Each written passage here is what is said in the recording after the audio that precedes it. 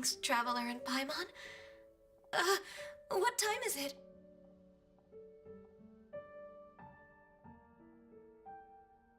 Are you okay, Ganyu? You were nodding off there. Didn't you sleep well last night? I'm fine. Don't worry about me. Let's discuss the matter at hand. Since last time, I've been thinking a lot about the story Paimon told me. In essence, someone rescued a drowning man and performed some music. If that were all there was to it, it could have been many people, human or Adeptus. But the tune was allegedly so wonderful that the drowning man forgot about everything else, even his own impending death, and only came to his senses after being brought to shore. Perhaps there was an adeptal power at work in that music that he, as a mortal, could not perceive. Or perhaps he sensed a power surrounding him but lacked the words to describe it, not knowing where it came from. Either way, if this part of the story is true, then the rescuer has to have been an Adeptus. You really think so? But this story is all the way from Fontaine. Isn't this a bit of a long shot? Also, Paimon's really curious about how people from Fontaine think this fairy lady looked.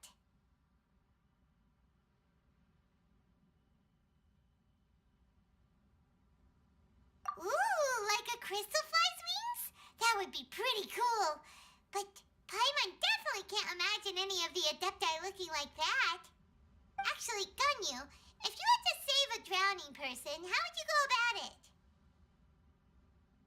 Huh? Me? Well, I'd get them to the shore, and then I'd probably hide behind a tree and watch them for a while. Once I was sure that they were going to be okay, I'd slip away without a sound. Got it. So basically, Ganyu's the type of person who doesn't like taking credit for her good deeds. No, it's not like that. I'm just not very good at explaining things. And I also find it really awkward accepting other people's gratitude. Well, what if this Adeptus in the story had a similar attitude? That would explain why she just left without saying a word. She was probably thinking something like, one was merely passing by and saw fit to address this egregious disruption to one's graceful zithering at once. You may keep your thanks to yourself. That was actually a very good impression of Cloud Retainer, Paimon. As far as I'm aware, Cloud Retainer isn't the most musically gifted. Still, we can't completely rule her out just yet. If we set off now, we could head to Mount Outsung and ask her about it. You'll be able to confirm either way if it's her, and I can, I've been in Lea Harbor for so long now that I'm just not as familiar with the Adepti anymore. If there's anything we want to know about them, she's the best person to ask. Sounds great! And we're pretty close with Cloud Retainer by now, so we probably don't even need to bring her food this time, right? I've prepared a gift for her to mark the festival, just in case. However...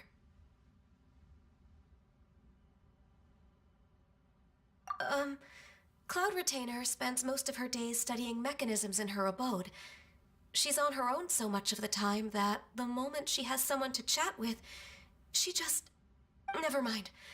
I promised I'd help Mr. Dvorak, and now that I've made the contract, I can't be having second thoughts. Traveler, Paimon, let's set off for Cloud Retainer's abode. Seems like this is a tough decision for Ganyu, but she's made up her mind now. Paimon gets why she'd be so anxious. Okay, how about this? If Cloud Retainer tries to start telling stories about her again this year, we should pipe up and change the topic. Wait, did she leave already? Hey, Ganyu, wait up!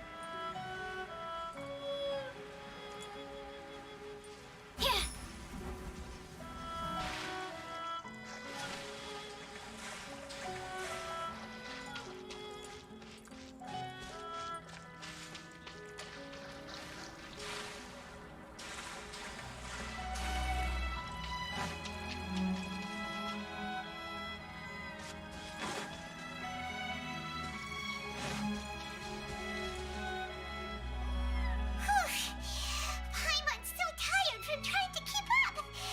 Don't either of you need to take any breaks? I can't believe it. Cloud Retainer is not here. Huh? Did we miss her? She doesn't like to travel, so in the past, it's always been the other Adepti who come to visit her during the festivals.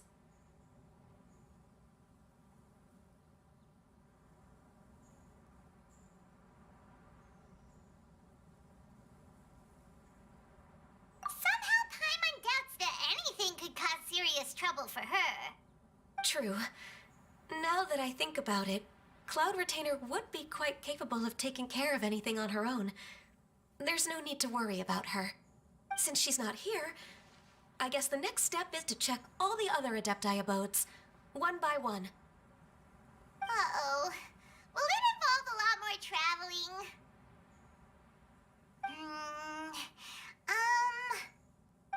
Got it! Paimon has a great idea! Please go on, Paimon. Our goal here is to find the Adeptus that helped Dvorak's ancestor, right? We can't hear any music right now, but if she's really as nice as the story suggests, she'd definitely come to help anyone who was drowning, right? Yes, I think that's fair to say. So, all we have to do is get the Traveler to pretend to fall into the water, and the Adeptus will come to the rescue! You know perfectly well that Paimon can't swim! Paimon would sink like a rock!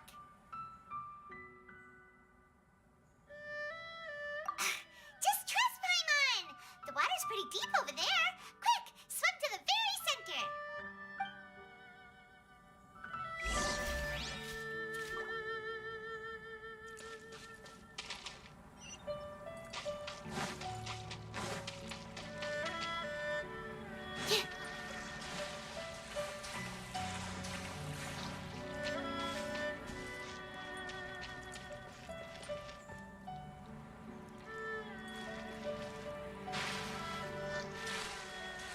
Help! Help! Someone's drowning! If only there was a kind-hearted Adeptus here to save us! Oh no! Whatever will a Paimon do?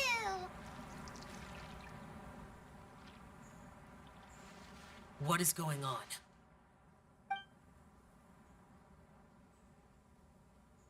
How do you feel right now?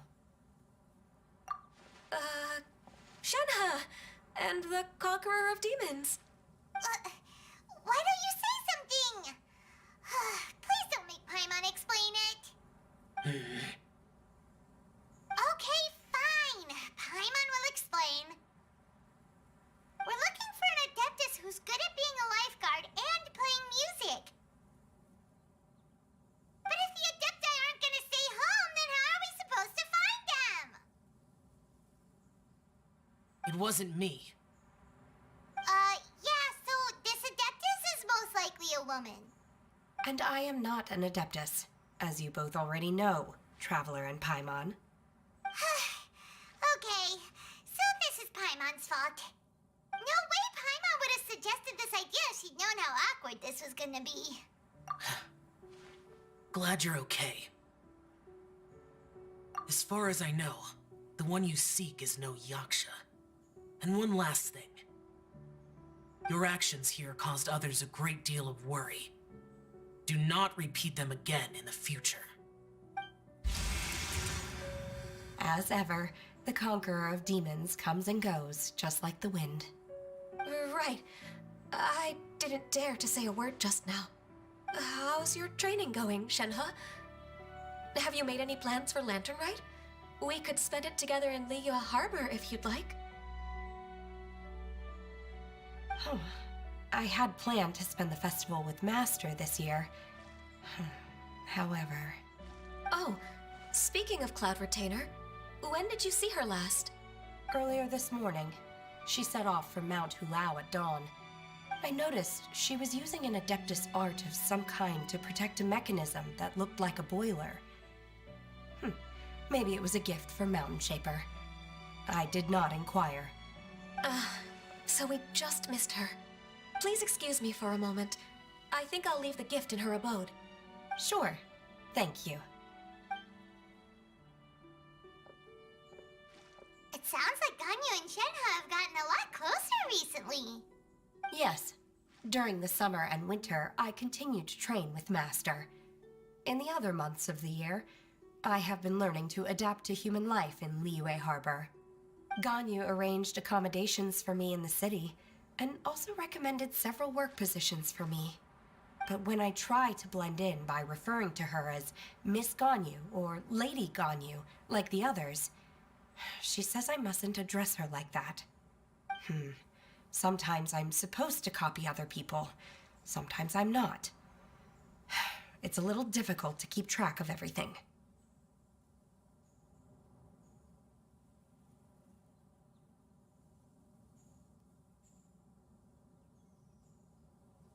Oh, is that what it is? Noted. So, you came looking for Master today because you wanted to ask her about the Mystery Adeptus. Is that right? Yep. Oh, speaking of that, have you ever heard any music while out training in the mountains? Music? What is that? It's, a kind of a happy or relaxing sound, or a nerve-wracking sound, or even a terrifying one. Okay, I'm done. I also left her a note so that she knows where to find us. We won't miss her again. Yay! That's really helpful, thanks! We were just talking about this thing called music, and based on Paimon's description, I do believe I hear it every day. Please follow me. Oh, really? Great, let's go!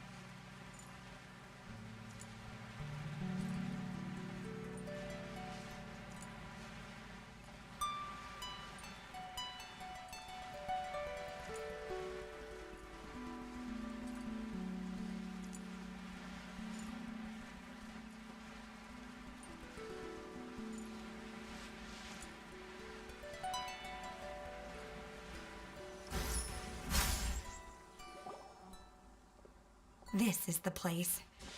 I enjoy training here to the sound of music.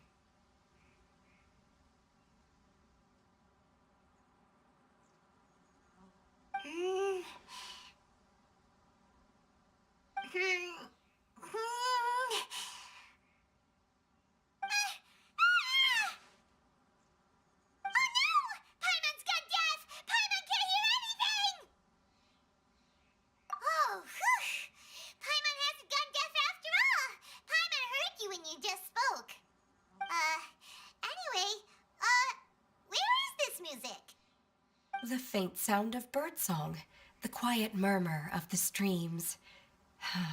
These are relaxing sounds. Are they not the music of which you speak? Oh, Paimon wasn't quite done with the description. Okay, fine, it's all Paimon's fault. What we're looking for are not the sounds of nature, but melodies played on special instruments. Oh, and a melody is?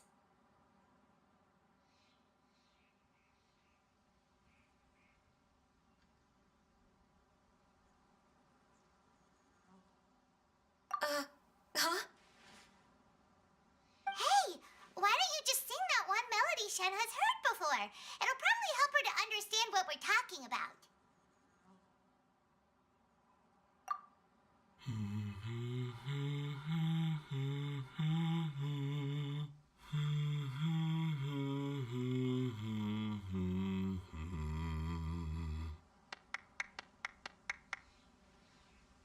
Oh, was that from the opera that Yunjin sang?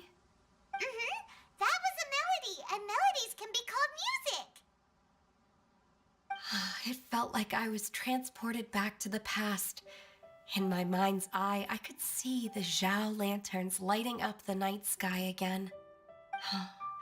We're all there, raising our glasses and drinking to our heart's content on the Jade Chamber. As I watched Yunjin's performance, I felt a warm sensation in my heart. And as the drink reached my stomach, it went from warm to hot.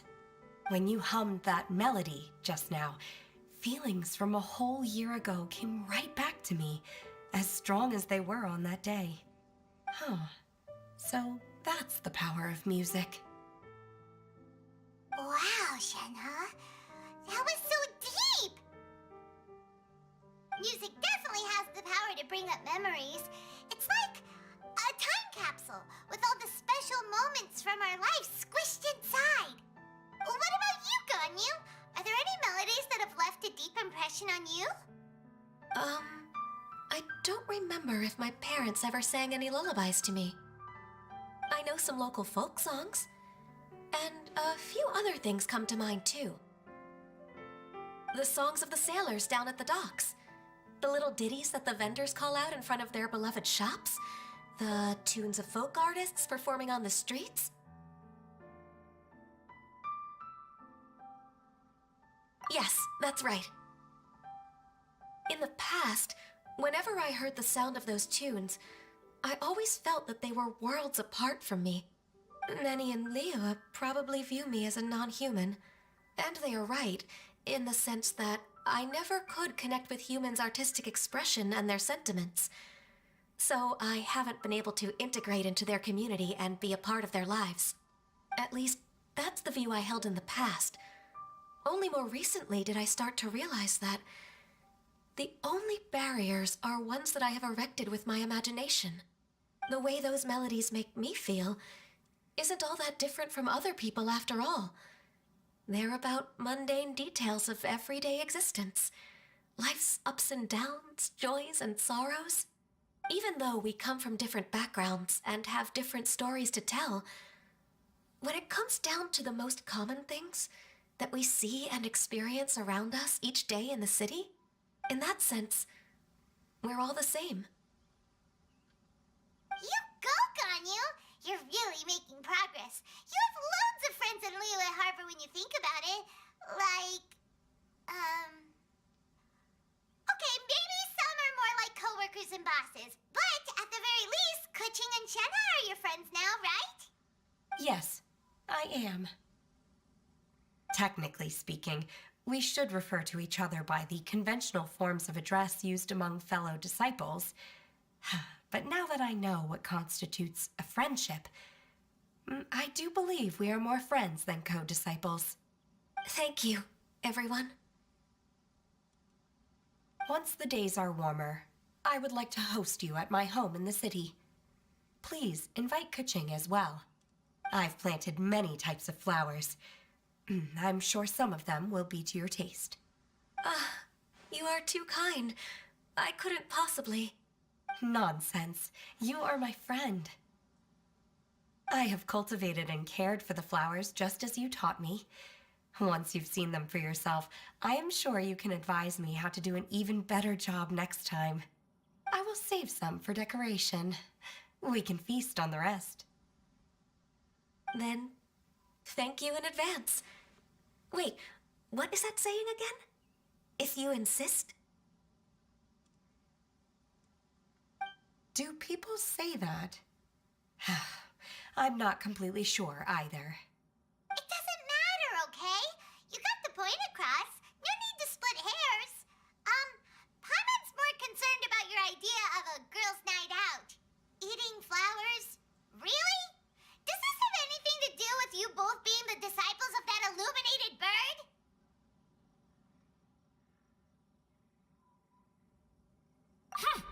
Who dares refer to one not by one's Adeptus title, but merely as that illuminated bird? Master.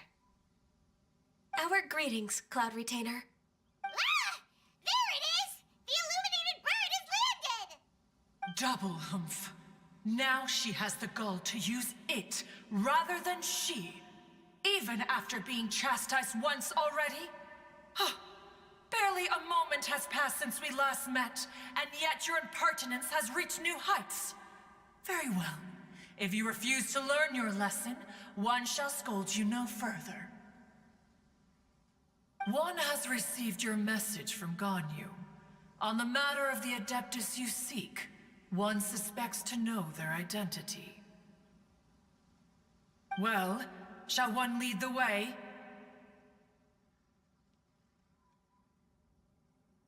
I still have to complete my training for today, so I will bid farewell to everyone here. Very well. Await my arrival at one's abode later this night. On this special occasion, you should indulge yourself with some savory dishes. If you want to release a Shao Lantern, come and find us anytime. Thank you, everyone. Happy Lantern Rite to you too.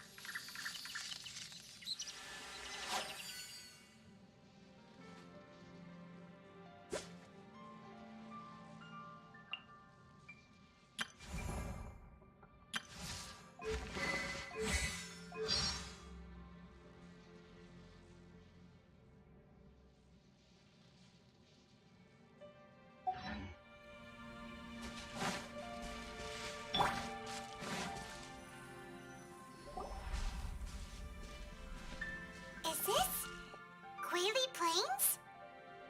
Cloud Retainer, why did you bring us here? Ganyu is of course familiar with the name Guizhong, but have you ever heard of her?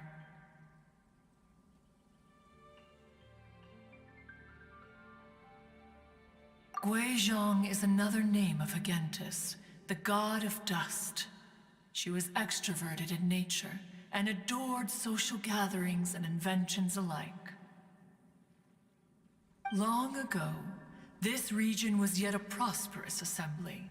Guizhong often invited her friends to visit her home, reserving for us seats around the largest stone table. Seagazer would always bring out his latest treasure and place it upon the table.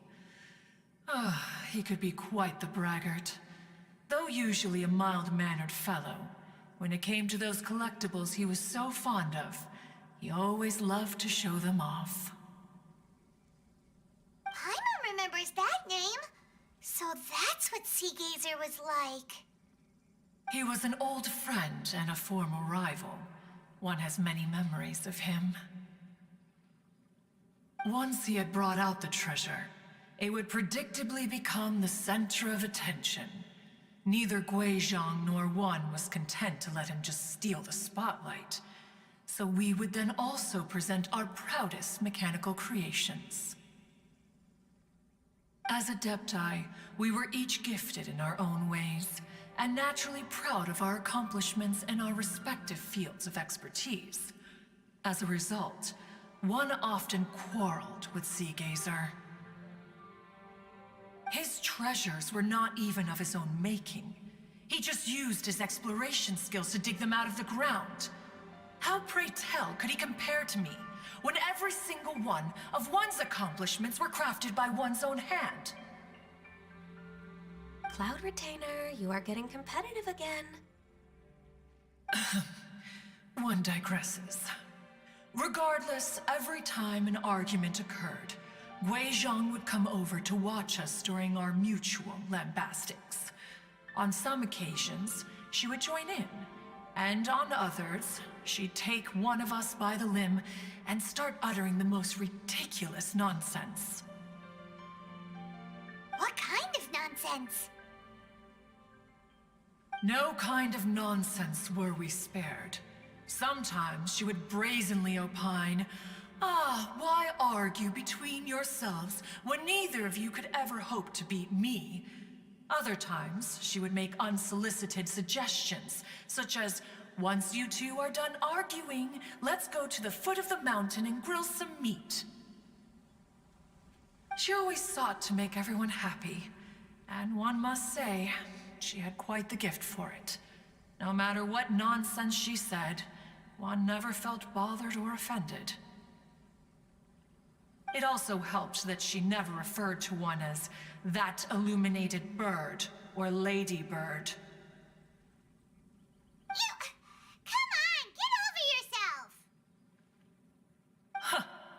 Anyway, just as our impassioned arguments would reach the apex of acrimony, Marchosius would bring his delectable dishes to the table.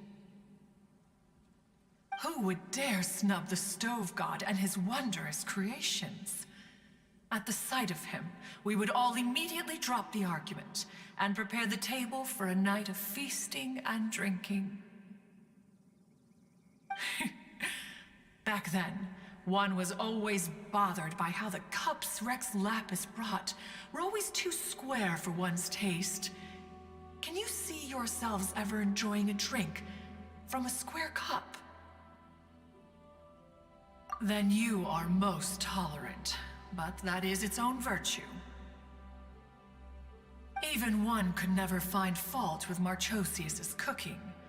As we ate, Guizhong would continue to find topics for conversation, filling the table with humor and laughter. Each of those old fossils had their character flaws and points of obstinacy. So why was it that whenever we dined together, we always had a marvelous time? We would drink together from a spot high in the mountains until the moon set and the sun rose, and only then would the banquet finally come to an end. Streetwood Rambler would often remain to admire the flowers with Guizhong before returning to her own abode. The glaze lilies were far more abundant back then. Entire fields of them would appear to the eye as a veritable sea of flowers. Streetward Rambler? That would be Ping. You probably know her as Madam Ping. Oh, okay. Wait, this is a lovely story and everything, but didn't we come here to find that Adeptus from Mr. Dvorak's story? Or are you saying that it was Guizhong? Didn't she, already, Alas, Long has one avoided this place for precisely that reason. The sights here are a reminder of a time long gone, and evoke much sorrow. One should have guessed that you would disrupt one's poignant moment of mourning with your incessant questioning. No matter, one will share the whole story with you now. In times gone by, one quarreled oft with Guizhong concerning mechanical principles. We each had our ideals, and neither would yield. Under the pretext of a social gathering, one invited the impartial Rex Lapis to judge the quality of our creations. But Rex Lapis declared that Guizhong's Obscuro Vulpus mechanism was superior. Though one was too proud to acknowledge it, in one's heart, one knew that Guizhong was indeed the superior talent in the mechanical arts. As for the story between Guizhong and Streetward Rambler, that begins with a certain bell.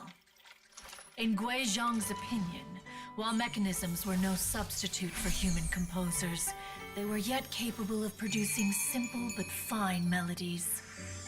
But Streetward Rambler believed music to be an expression of the soul, an emotional enterprise that could never hope to be replicated by machinery. They argued endlessly, until one asked Rex Lapis to intercede. He confiscated the bell and designated it for ceremonial use. Thereafter, one would often find them convening in the mountains, discussing music, mechanics, and all the affairs of the mortal world. But these good times were not to last. War broke out between the gods, and soon engulfed the Guili Plains. Guizhong was overpowered by the enemy, and fell in battle. When Streetwood Rambler and I arrived at the scene at long last, all that remained among the ruins was her lifeless body. After this, at Streetwood Rambler's request, Rex Lapis granted her the cleansing bell for safekeeping. To honor our friend's memory, one made a few finishing touches to her ballistic device. Many lantern rites have passed since then. Many greetings and goodbyes. Upon what do you gaze? The Guili Plains? No. It's everything.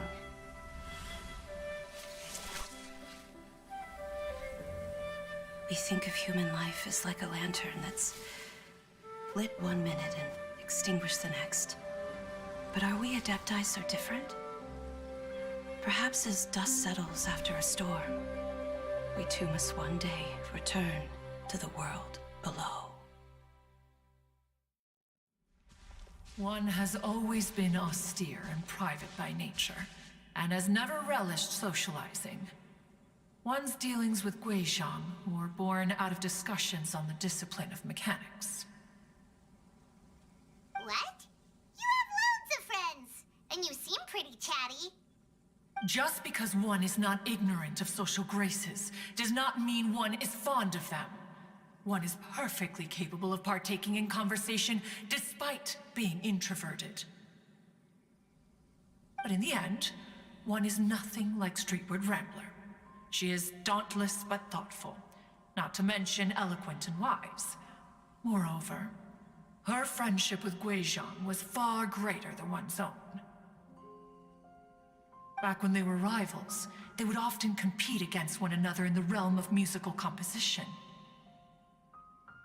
That cleansing bell was one of Guizhong's proudest works, having the ability to both compose and perform. Wait, that's weird. Didn't Madame Ping say she pestered an old friend for that bell? And she also said something about being a vain beauty when she was young or something. Streetward Rambler, a vain beauty.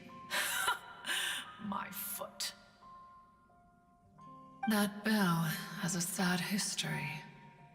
Clearly, she refrained from sharing with you the truth of its origins, since the right time had not yet come. As for her old friend, who else could it be? As soon as Streetward Rambler heard that a certain Zhang Li wished to borrow the bell, she realized that the man was none other than Rex Lapis, and that he had made an enormous decision. After all, we all have known each other for several millennia. Some things between us are implicitly understood. Whoa! So they were talking in secret code? Oh, Paimon did not see that one coming. Enough of your intrusions. Where was one up to? Ah, yes. One remembers now. The cleansing bell is powered by a mechanical art, and can be used to great effect as an accompanying instrument. After the passing of its creator, it was used on numerous occasions during rites of parting.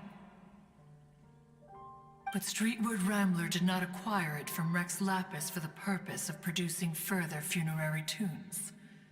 No, each time she rang it, it was to play the tune that Guizhong composed on it. The two once clashed over their beliefs about the meaning of music. Who would have thought that with Guizhong's passing and Streetward Rambler's mourning, two tunes composed in discord would eventually become one harmonious composition?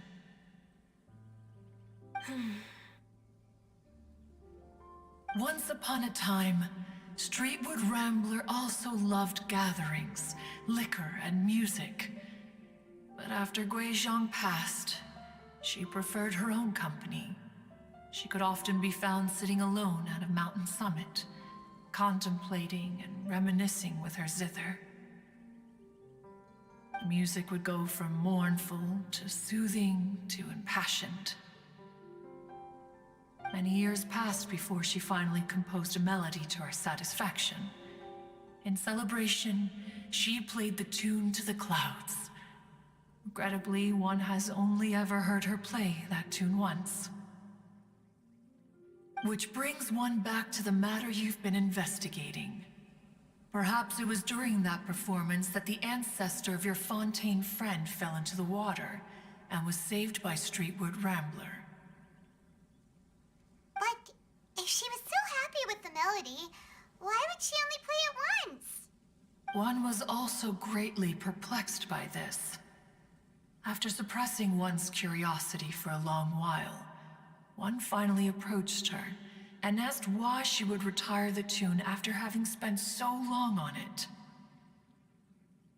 In response, she said, "Though the strings that played that melody survive, the one who inspired it is gone. Tell me, Cloud Retainer, when the one attuned to my soul is no longer here, who else could hope to understand this tune?" Aw, poor Madam Ping. I just remember being taken care of by you when I was young. Once the Archon War came to an end, I stayed behind in Liyue Harbor to honor my contract. Although I met Guizhong a few times, I never knew anything of this particular story. Guizhong was quite the visionary, but tragically passed before her time. Her manuscripts still lie unfinished in the realm of clouds. Blank pages give one cause for contemplation on what might have been. Had you not decided to search for that mystery Adeptus, perhaps these stories, too, would have been lost to the sands of time.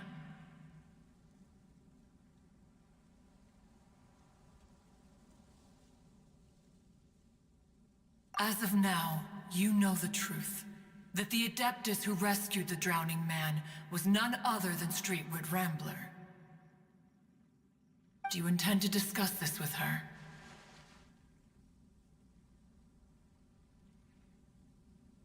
Do you mean Ping might find the topic too distressing? Precisely. The passing of our old friend is a heavy topic that both of us are usually careful to avoid. If I may be so bold, Cloud Retainer, could it be that this is just your own personal opinion? Oh? How so? I've been in Leo Harbor for quite a long time now, and I've witnessed many farewells along the way. So I, too, am well acquainted with the pain of the passing of a loved one. But this doesn't bring the city or its people to a standstill. They have to keep moving forward. Someone as perceptive and wise as Ping will surely have come to understand and embrace this. Though these immortal mountains have lost an Adeptus, the harbor of mortals has gained a wise elder. No loss can ever be undone, but there is always much that can still be gained. Ping has helped countless people, and will guide many others in the years to come. And all to whom she extends a helping hand become her friends. People she can admire flowers and discuss music with. Though it is heartbreaking to lose a kindred spirit, life goes on, because there are new friends waiting for you further down the road.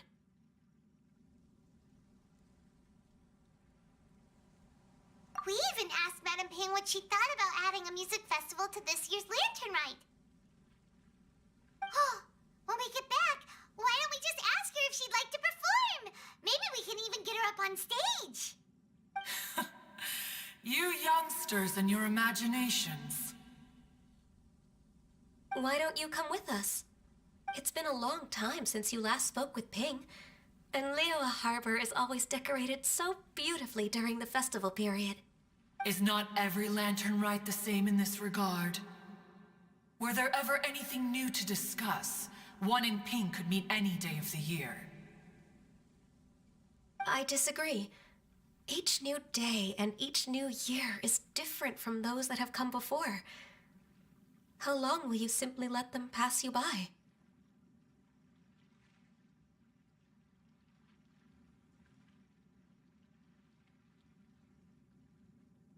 Very well. Then one will be off. If the other old fossils have sneaked away into the city to amuse themselves, one shall soon find out. All right. We should be getting back to the harbor as well. We don't want to keep her waiting. Once the Guili Assembly, now the Guili Plains. Say, if we planted flowers there and cared for them carefully enough, do you think that one day we'd be able to recreate the sea of glaze lilies? Allow one to take back one's praise from a moment prior. You are still far too given to flights of fancy, child. What? Cloud Retainer? You were still listening? One observed that you were making no effort to leave, and returned to chasten and hasten you. This time, one is departing in earnest.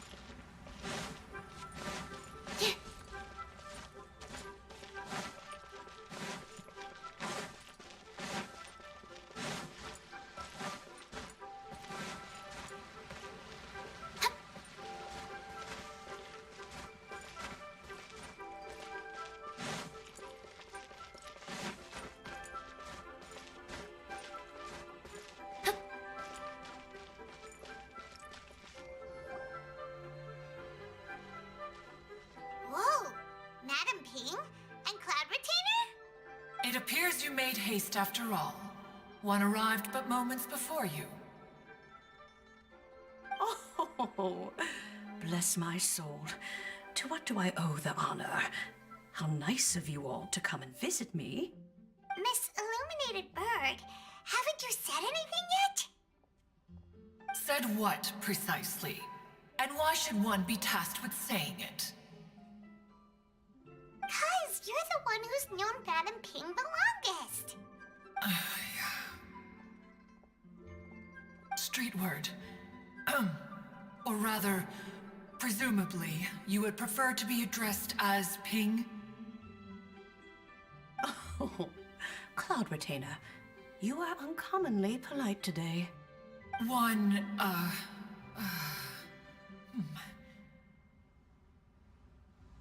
Given that Lantern Rite is almost upon us, the weather in the city is most pleasant, and a sweet floral fragrance lingers in the air.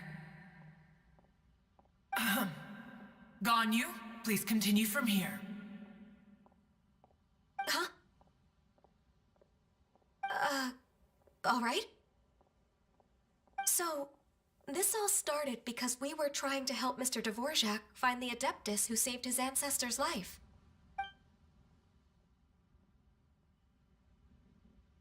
Cloud Retainer informed us that the one who played that melody and rescued the drowning man was none other than yourself. Let me think. Yes, I do believe I recall that encounter. What a long time ago that was. I'm surprised that you still remember it. Even more astonishing, perhaps, is the fact that this story has survived this long at all, when mortal lives are so very brief. It appears that she has proven herself right once again. Who's she? We like to call her Guizhong. From the look in Cloud Retainer's eyes, I sense that she has already told you all about her. Albeit reluctantly, one might add. There is no harm done. After all, Lantern Rite's very purpose is to commemorate the heroes who gave their lives for Liyue. Although Guizhong did not live to see the splendid sights of today, she was as much a hero as any other. So how has she proven herself right again exactly? Once upon a time, she said to me that humans were a weak form of life that she wished to protect with her wisdom. But as she interacted more and more with them, her opinions on them began to change. She marveled at the beautiful complexity of their spirits, the sheer splendor of all they could accomplish through their hard work and intelligence. She told us that to underestimate human potential would be to make a grave mistake. With the smallest amount of guidance, enormous power can be unleashed in them. And a human who has reached their full potential may well be her equal. Someone who could have as much to teach an Adeptus as to learn from them. She always had a way with words. That her mechanical accomplishments were judged superior to one's own was, one suspects, in large part due to her sheer eloquence. Speaking of mechanics, Cloud Retainer, do you still remember that potted plant mechanism? The one that the two of you gave me as a gift? Of course. Guizhong and one both put an immense amount of effort into that gift. It would be no overstatement to call it a testament to each of our individual technical genius. As Guizhong once said, it takes every blade of grass and every flower to make a homeland. When I see the sight of Liyue Harbor before us today, I am reminded of this. Madam Ping looks very emotional right now.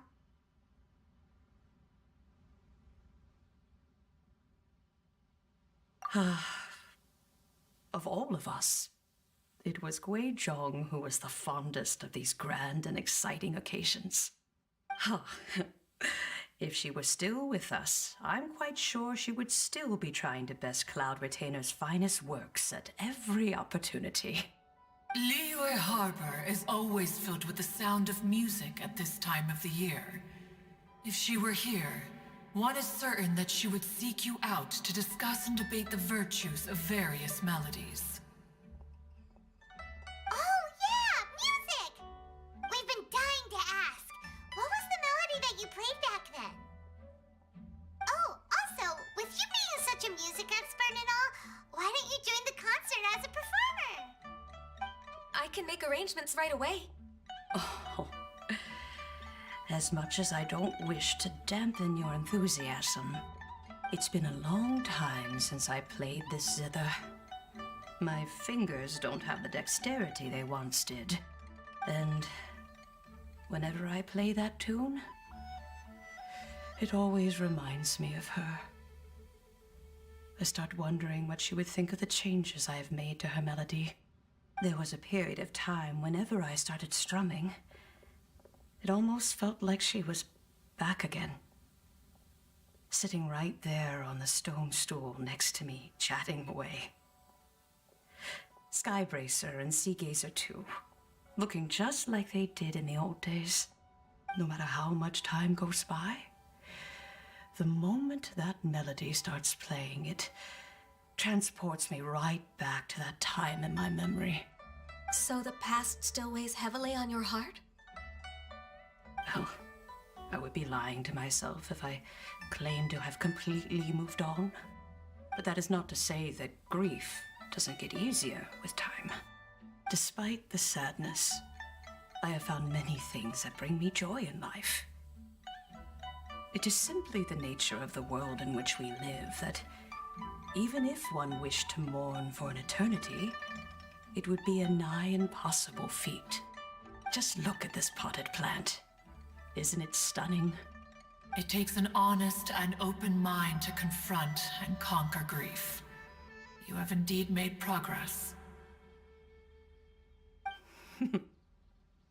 Be that as it may, I shall leave the lantern rite stage to the youth of today. Well, if you're sure. Granny! Whoa, what's everyone doing here? Did something bad happen? Ah, and now we've spooked Yanfei. No, everyone's just here to give me their regards for the holiday. Oh, that's wonderful, I'm glad. Well, in that case, happy Lantern Rite, everyone. Happy Lantern Rite. Oh, I just remembered that I have some, work to do at Yuehai Pavilion that I need to discuss with Yanfei. I haven't been able to find a chance until now. I will leave Mr. Dvorak in your capable hands. Cloud Retainer, Ping, we will be off for now. Huh? Does it have to be right now?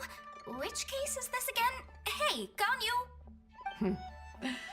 It seems Ganyu still has much to learn when it comes to the art of deception. What a pity. She has learned nothing of one's ability to carry a conversation. Since it's been so long, Cloud Retainer, why don't you stay? I'll make a cup of tea and we can chat a while. Gladly. This was one's intention as well. When you next see the Fontaine musician, please give him my regards. I'd like to wish him the very best with the concert. You got it, Madam Ping. Thank you all. I think you've listened to enough of my nattering for one day. As for that melody, I will play it for you all another time. Goodness knows I need to practice it first. Wow, that'd be great. We'll look forward to it. When that time comes, wherever her spirit may be among the countless grains of sand and specks of dust between the harbor and the mountains, perhaps she will look at the Liyue of today and steal a smile when she sees the prosperous land that it has become. All right, let's go tell Mr. Dvorak the news.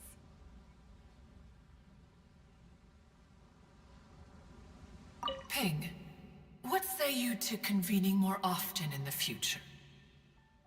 That would be quite wonderful. But I must say, after all this time, I've grown quite accustomed to the harbor. When we are to meet, I shall have to trouble you to make the journey to the city. You sound just like Shenhe. The child is constantly telling one all sorts of stories from the city, as if one was partial to them. Have you ever considered moving to the city, Cloud Retainer? There are plenty of people here to talk to. I think you would find it quite the antidote to the monotony of solitude.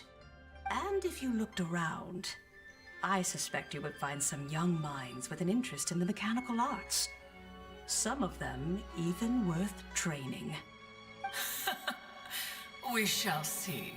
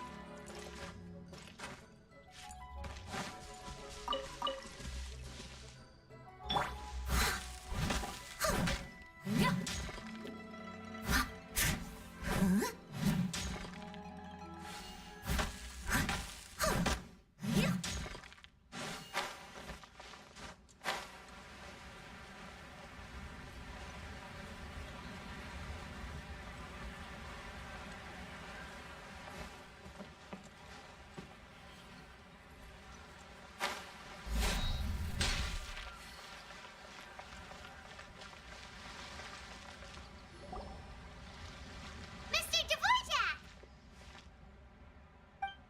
Ah, and Kuchin's here too! Thanks for helping set all of this up. Welcome back. Did everything go well? Really, really well. We found the person Mr. Dvorak was looking for. Are you serious?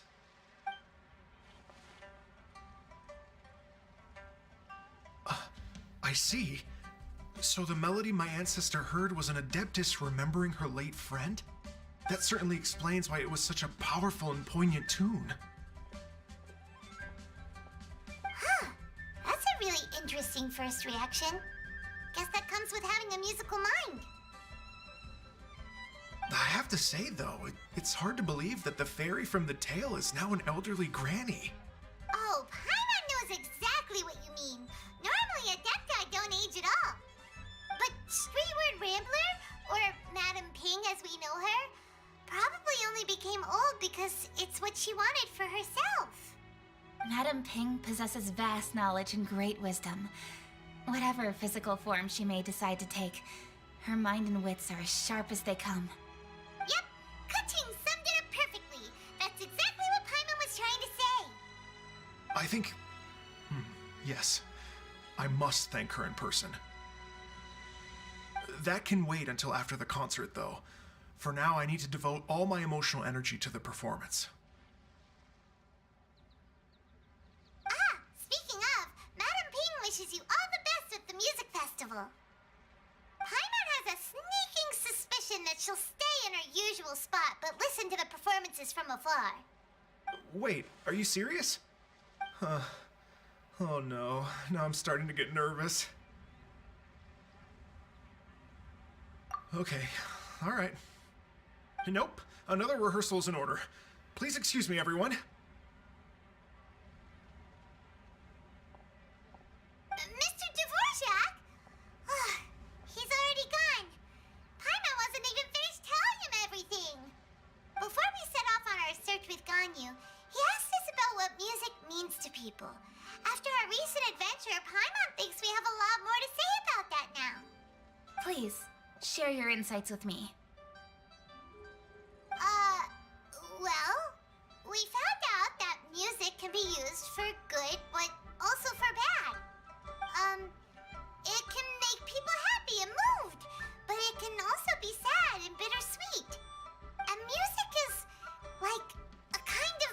story written in people's hearts. It can put you in touch with feelings from a totally different time and place.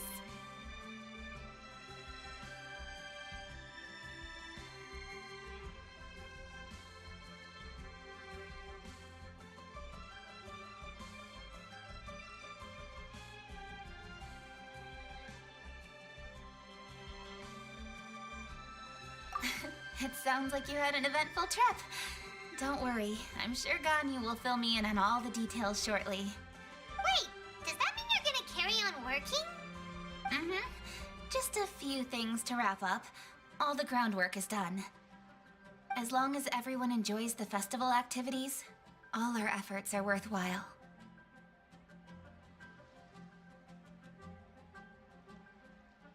Happy Lantern Rite to you as well.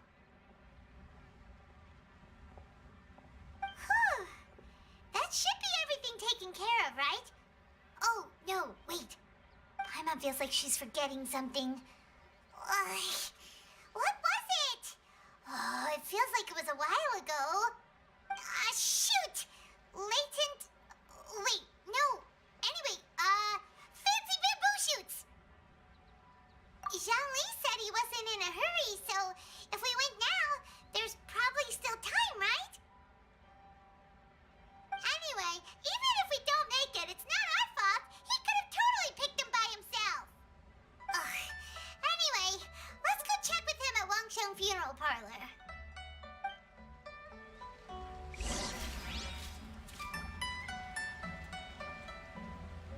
Wow, so lively. This is how a festival should.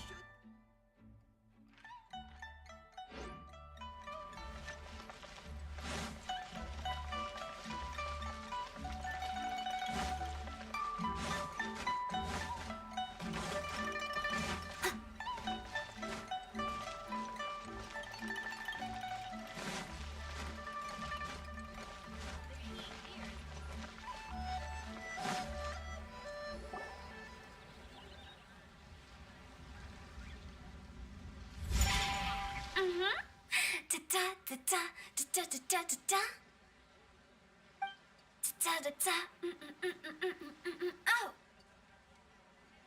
All right, let's take a break here. Oh wow, look who it is!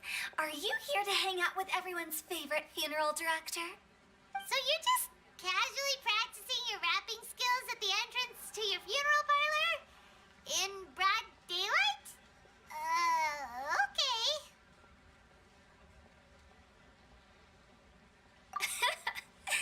After everything we've been through, you don't see me for a hot minute, and you're back to being scared of your own shadow. We have all this open space, a clear view of the mountains behind and the sea in front. Not to mention we have several invisible audience members enthusiastically cheering us on. It's the perfect spot to rehearse. Invisible audience members? Gotta say, it took me a few days to get used to Director Who's way of talking. Xinyan was pretty spooked too when she first got here. Just like when she sees a frog, but a giant frog with sharp teeth. Come on, knock it off.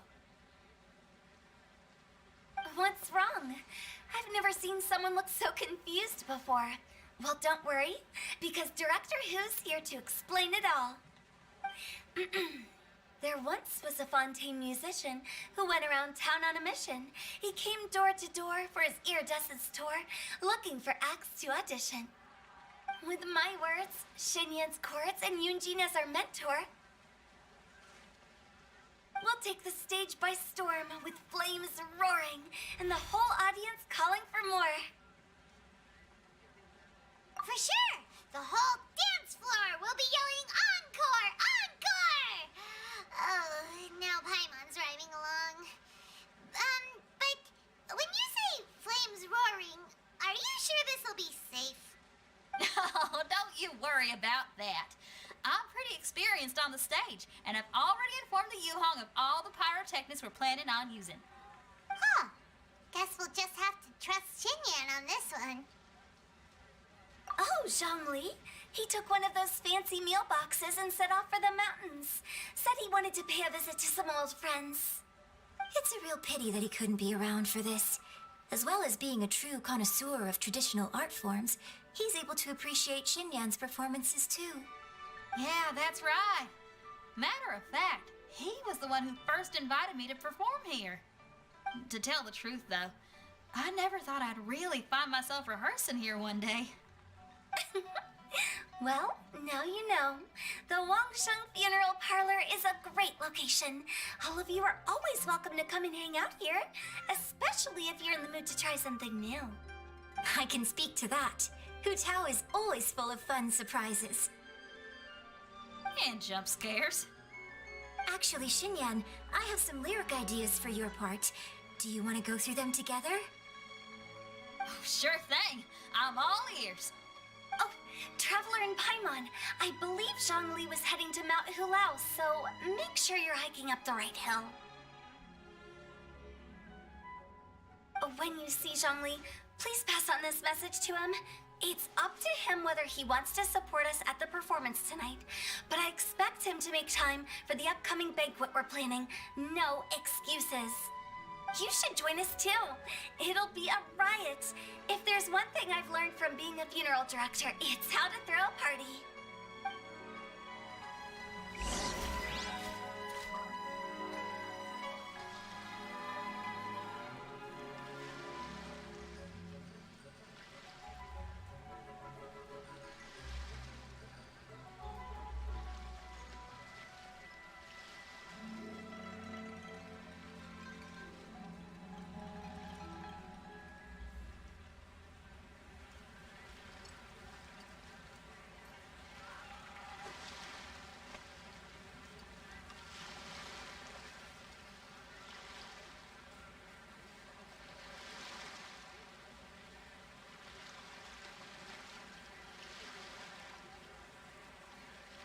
You seem tired. Would you like some tea? I'll brew you some. Do you take sugar? 1 cube or 2?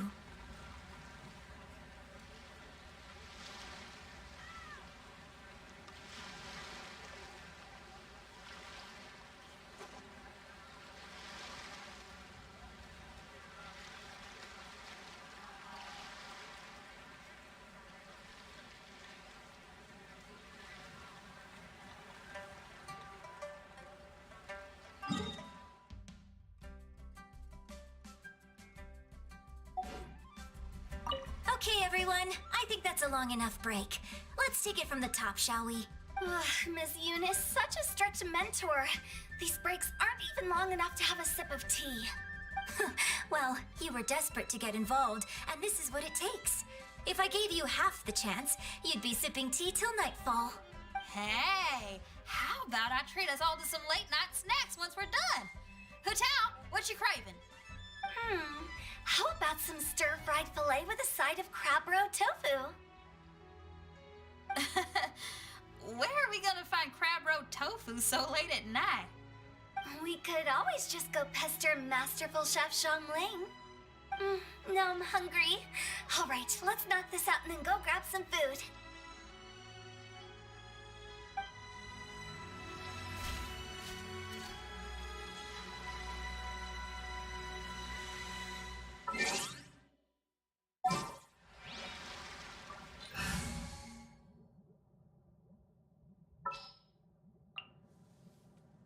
This world is full of unsolved mysteries.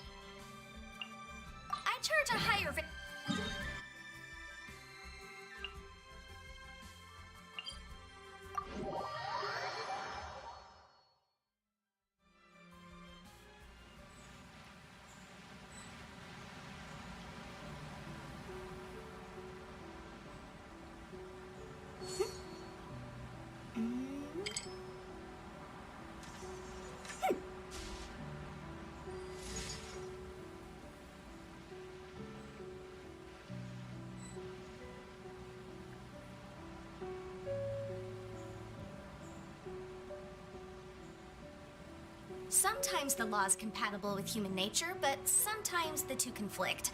Balancing the two is a discipline in its own right.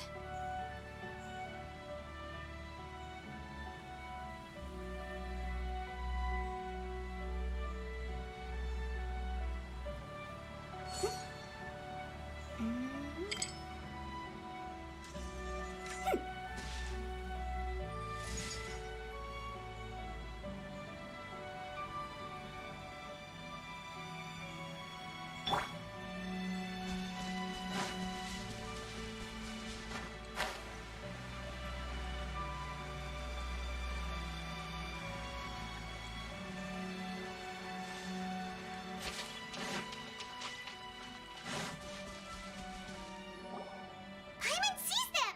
It's illuminated deer! And illuminated bird number 2! A familiar face. Have you come from Liyue Harbor? How is the city nowadays? Everything's great! But if you're so curious, you can always go and check it out for yourself! In fact, Mooncarver has been taking many walks on Mount Tianheng in recent times. I believe the sights of the city are quite familiar to him. Zhongli! Here you are! We've brought the bamboo shoots you wanted. Impeccable timing.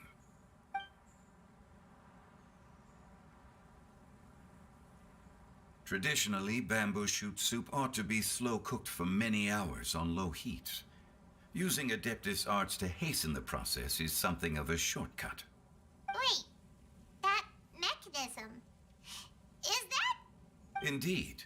Cloud Retainer kindly lent me her supreme cuisine machine. Can we not just call it a cooking machine? Actually, never mind.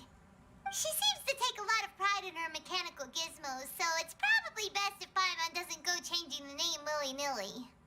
I trust that you found the answers you were seeking during your recent journey. Excellent. The past should be remembered, but not overly dwelt upon. Our journey should be seen as a means to take on more from the world around us. When the bamboo shoot soup is ready, I must insist that you try some for yourself.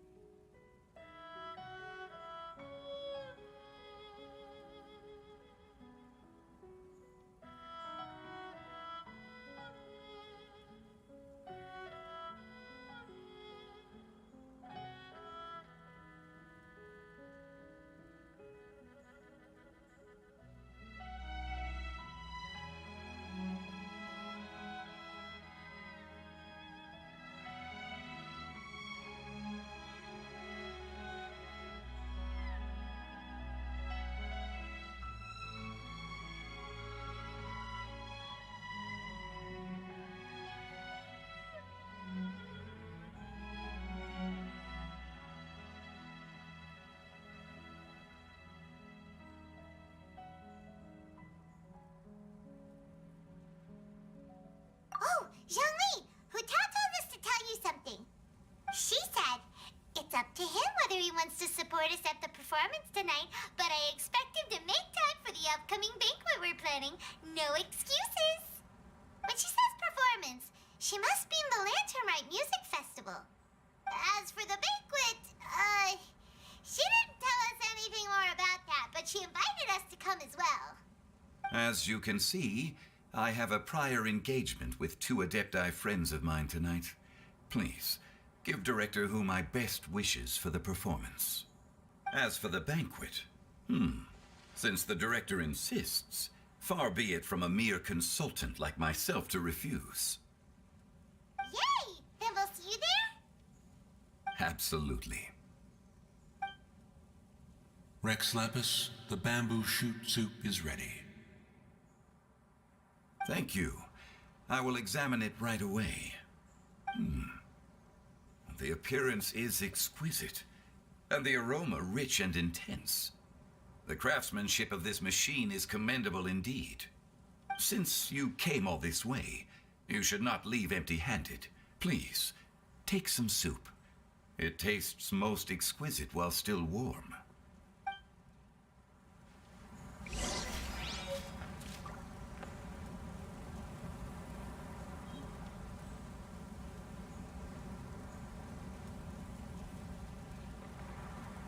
Whenever you need me, I'll be... I intend to reminisce with my old friends for a while longer. You ought to get back to Liyue Harbor. There is a performance you do not want to miss.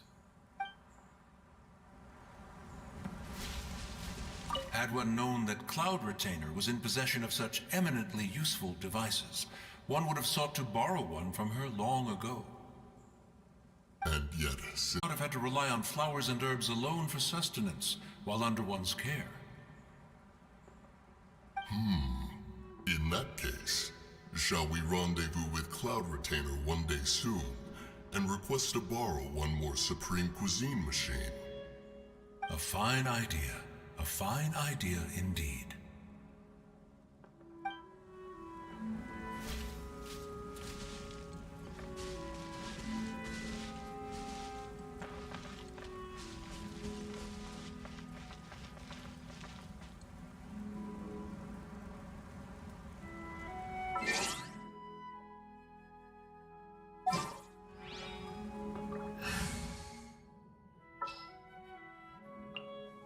This world is full.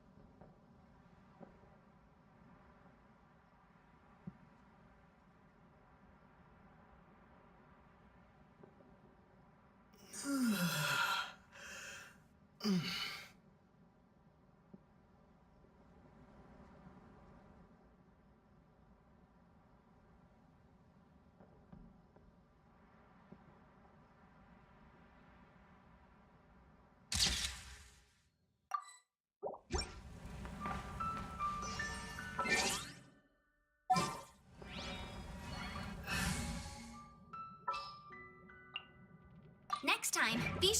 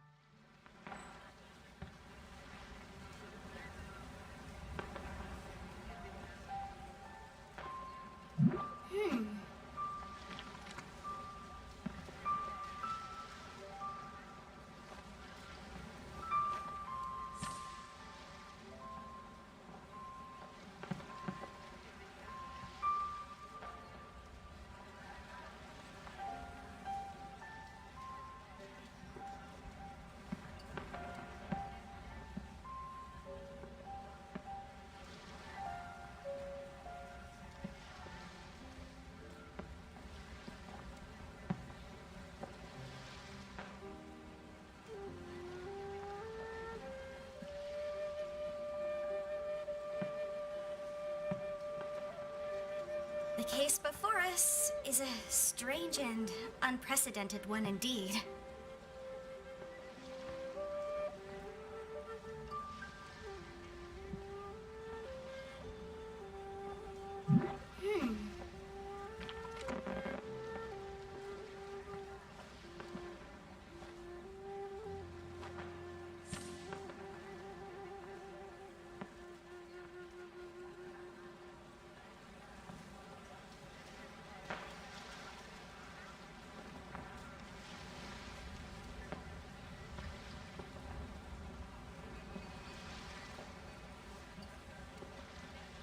Sometimes the law is compatible with human nature, but sometimes the two conflict. Balancing the two is a discipline in its own right.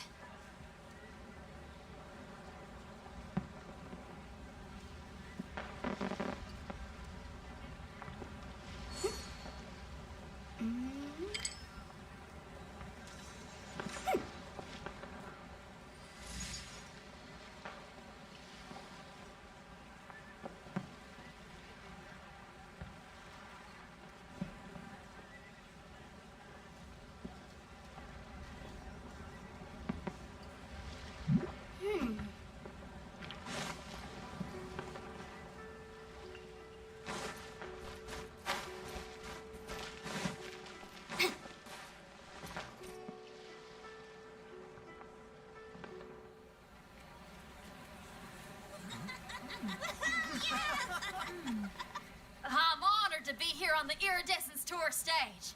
All right, without further ado, I'm Xinyan, this is Hetao, and this is a little something called... The Blaze Lilies!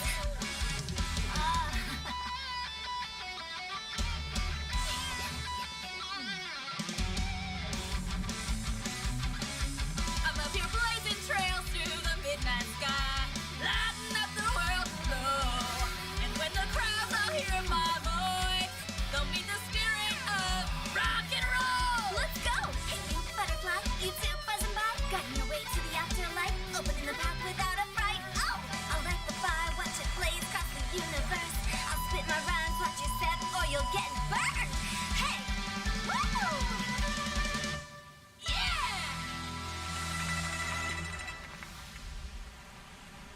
Does anyone have any plans tomorrow? With another year behind us, I think we deserve a celebration of our own. My treat. Interested? The Tianquan footing the bill? I can't miss out on that.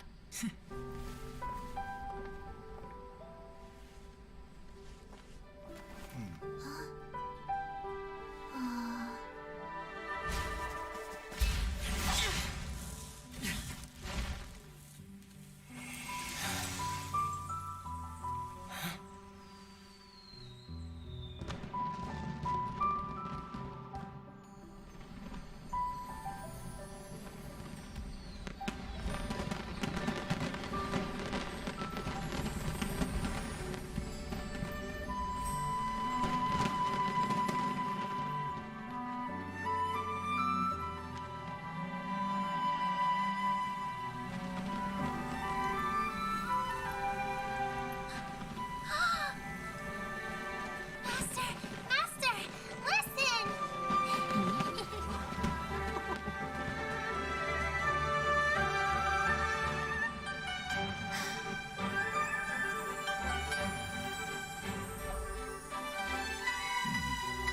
May the year ahead be a blessed one. I believe it shall be.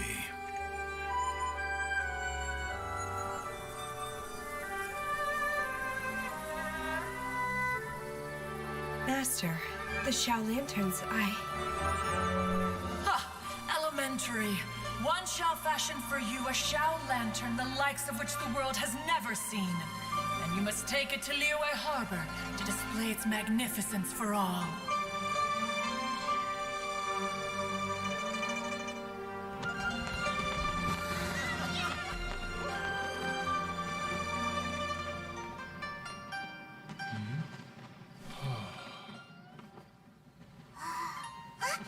Listen! It must be Madame Ping!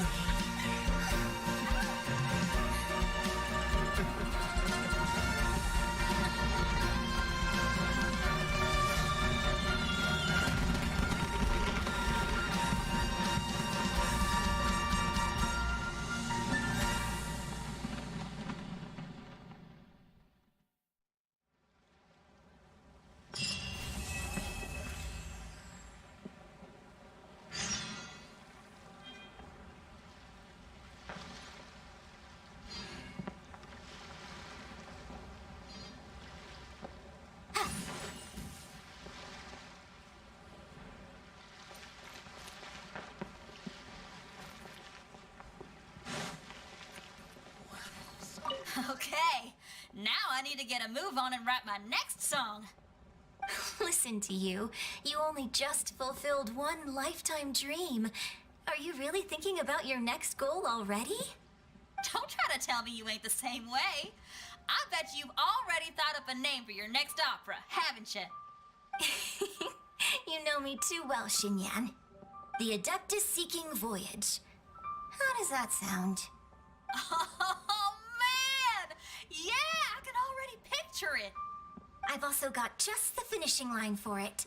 I'll close with, and the celestial melody echoed through the clouds forevermore.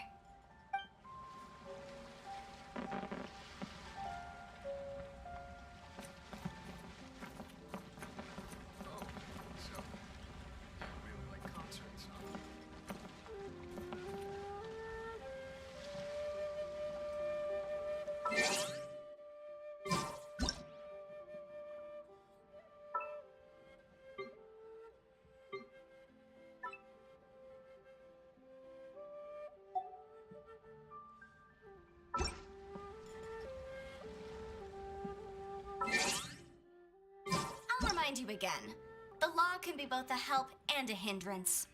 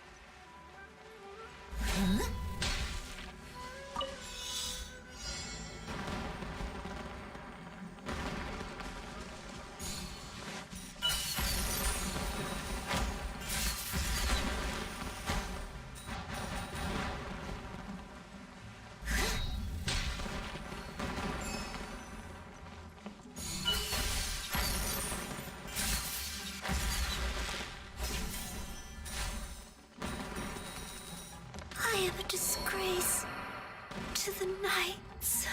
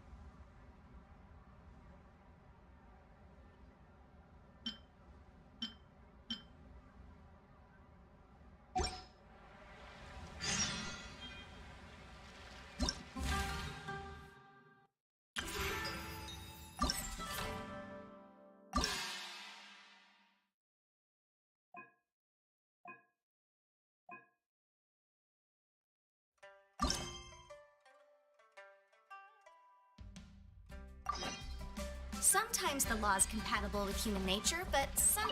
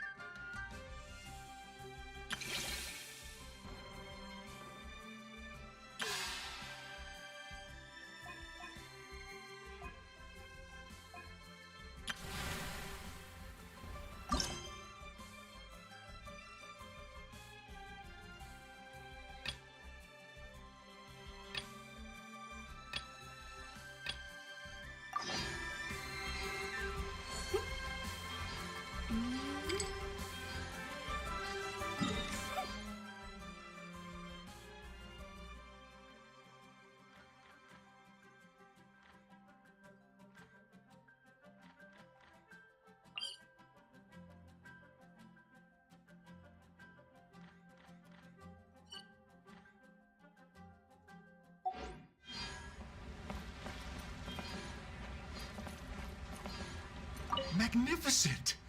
Absolutely magnificent. I've already given her my thanks in person. This is what she said. It is only natural to lend a hand when we see someone in distress. The wonderful music you brought to Liyue is worth far more than gratitude. Truly, I felt so honored. But I've also made a decision for myself. I will strive to create even more wonderful, original music for this era. Our era.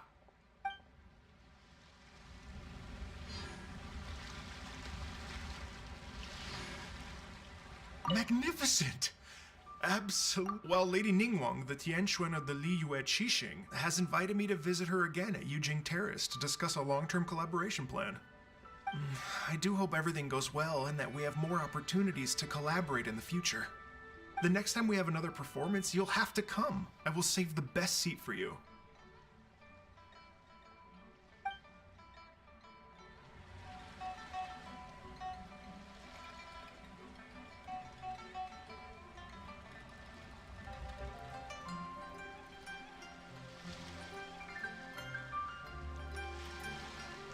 The case before us is a strange and unprecedented one indeed.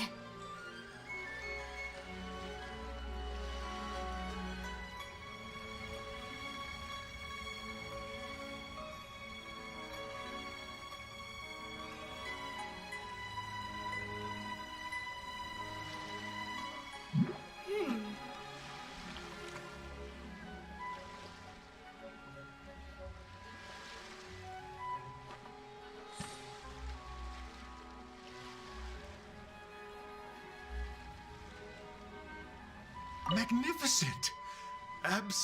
Yes. I felt like it had a special kind of hold over me. Or maybe it was the adeptal power within the music. And the ensemble at the end was truly sublime. I felt like I would have started to cry if I hadn't been one of the performers on the stage.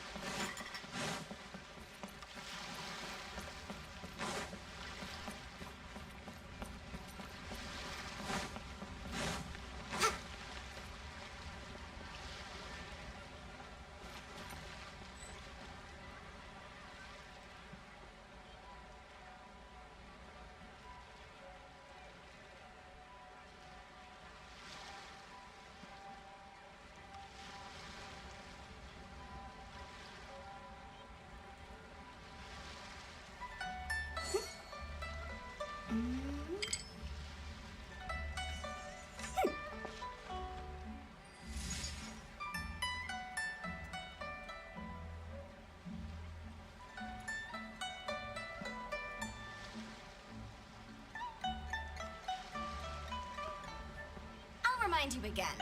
The law can be both a help and a hindrance.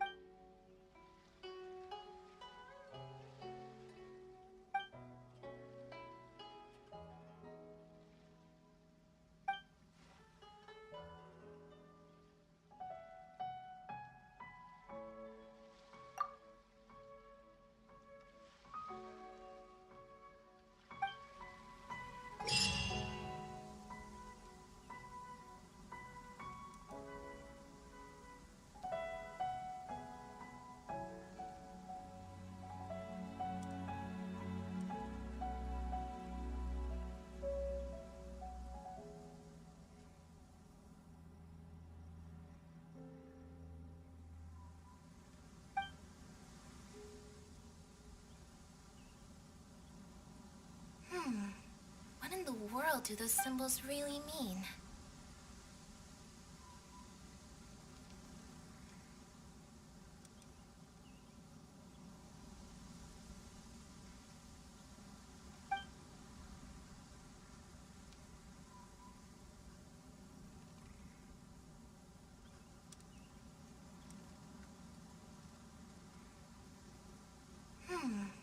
What in the world do those symbols really mean?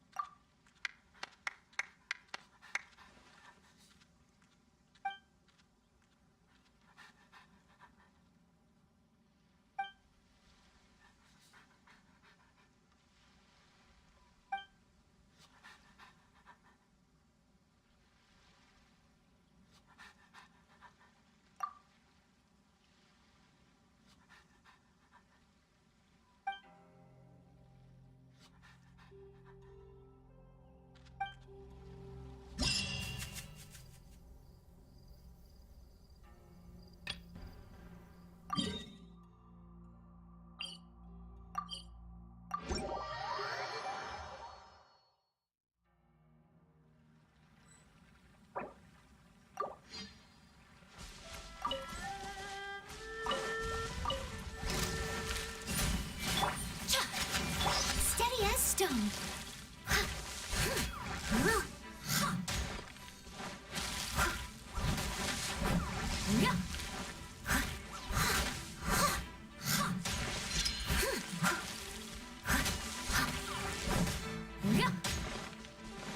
Right now, emerge. Animal test 63. Leave it all to me.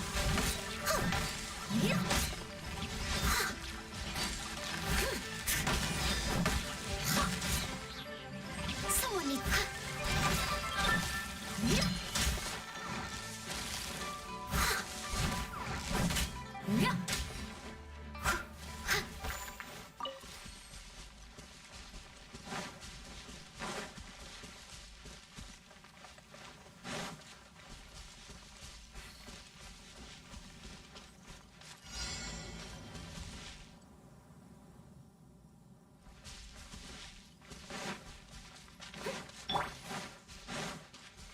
Right here. Emerge. Motion to compel. The room.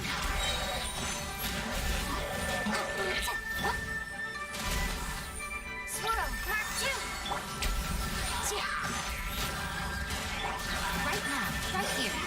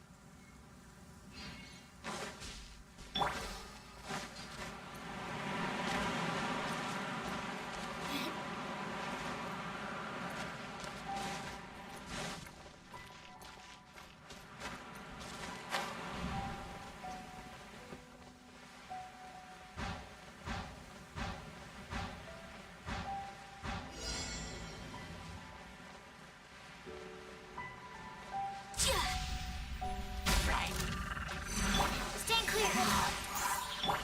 Emerge. Right now. Emerge. Inadmissible evidence!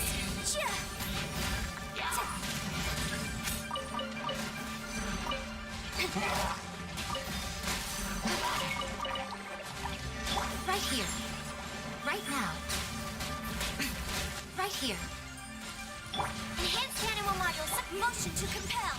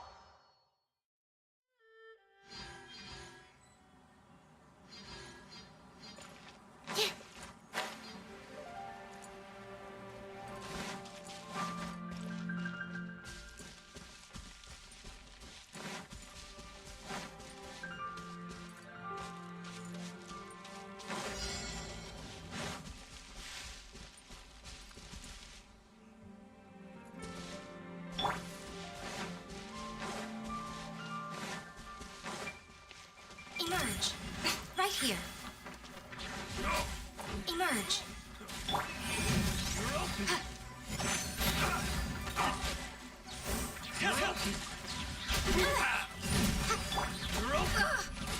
Right now.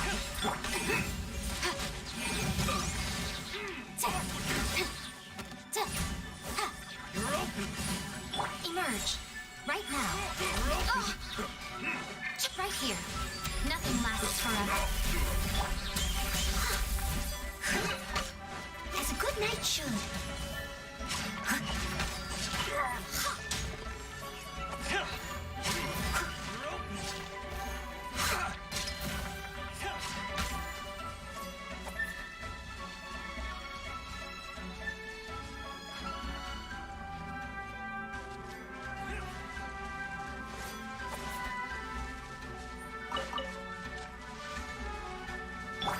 Emerge. Right here.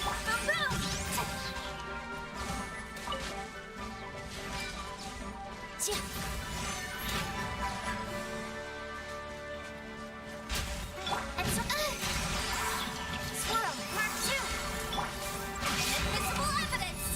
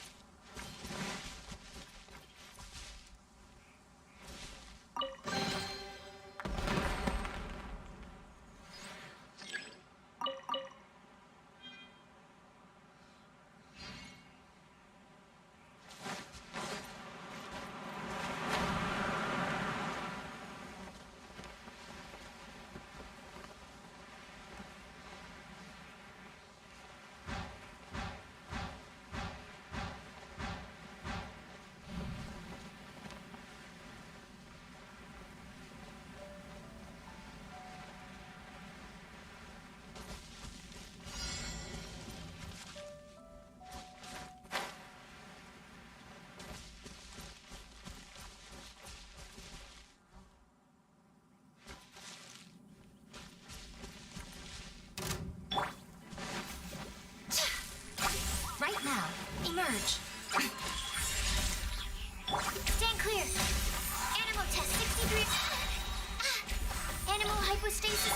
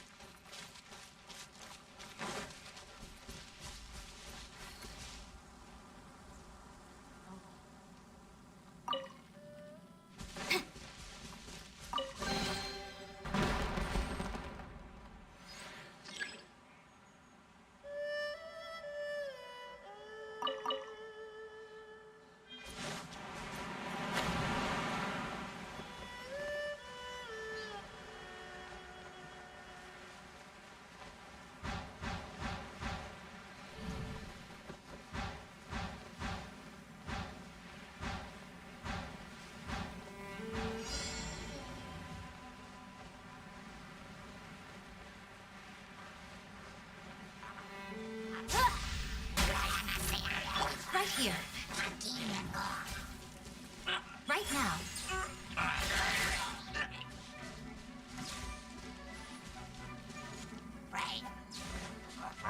Right here. I'm always watching.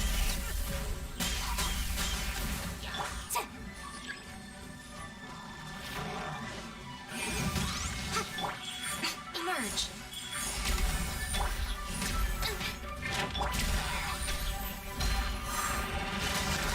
Don't break my glasses!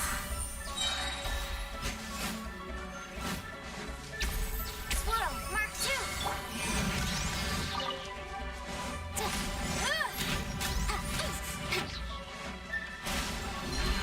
Come on out.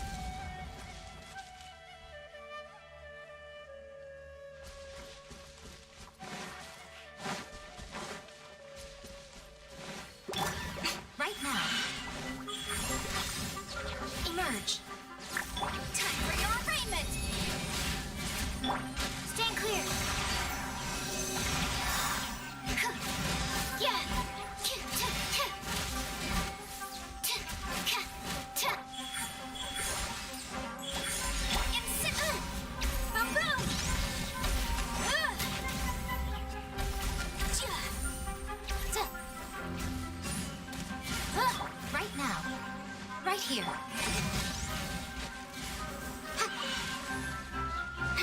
Right now. Right here.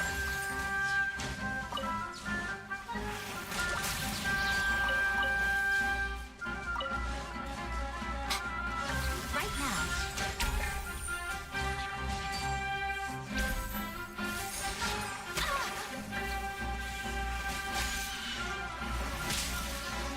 Now. Animal hypostasis. Incinerate.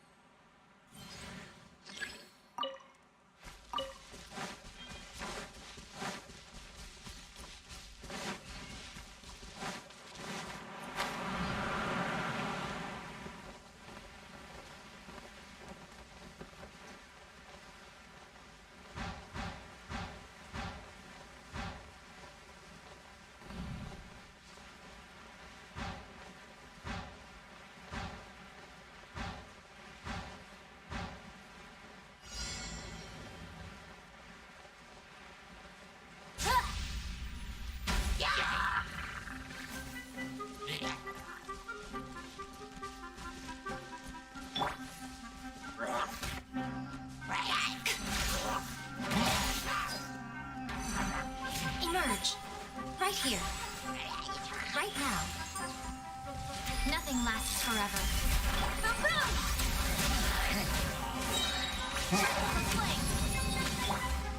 Emerge. As a dutiful maid would.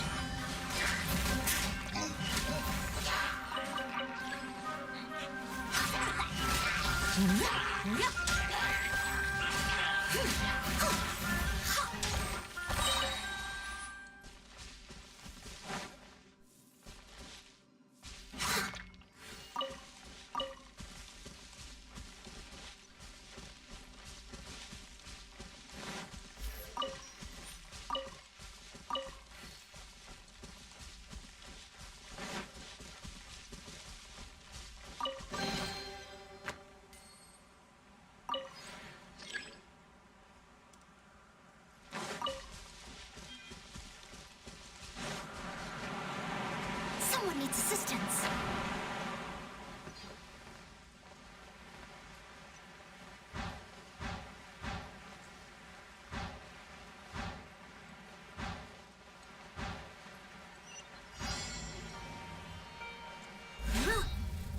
Sucker for a punch. Right here.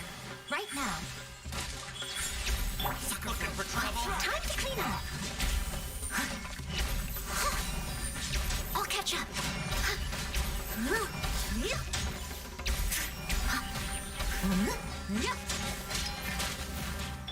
Swirl, Mark 2. Right here. Right now. Incinerate.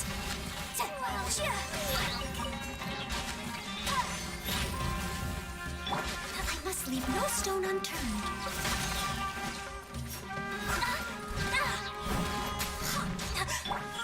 Emerge. Right now.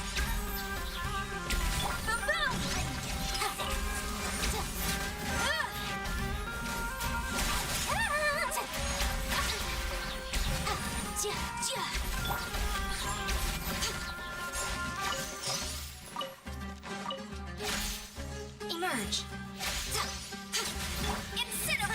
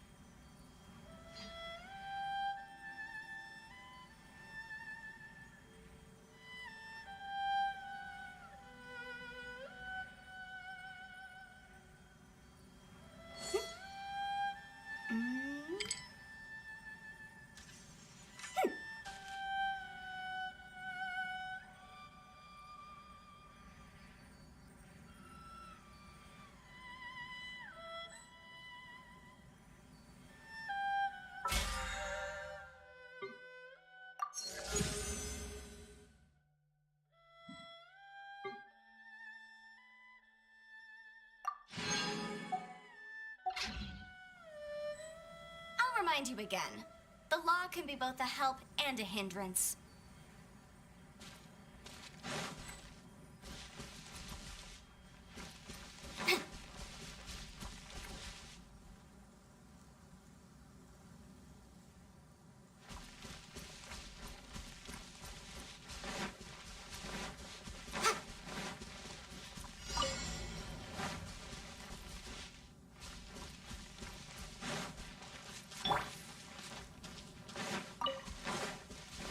Right here. Right now. Emerge. Dear me, a sight to behold. Inadmissible evidence! Animal test 6308. Stand clear.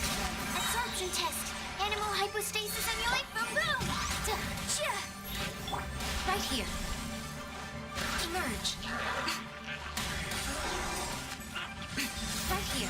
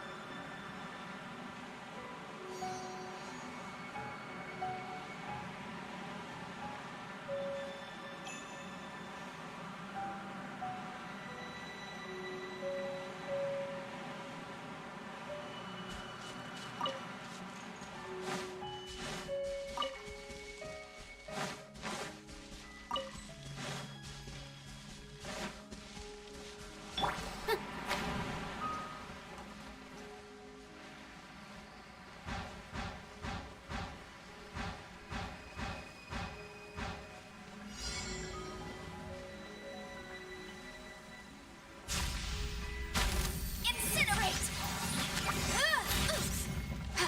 Animal test 6308. Absorption test. Stand clear. Enhanced animal module 75. Emerge. Right here. Emerge.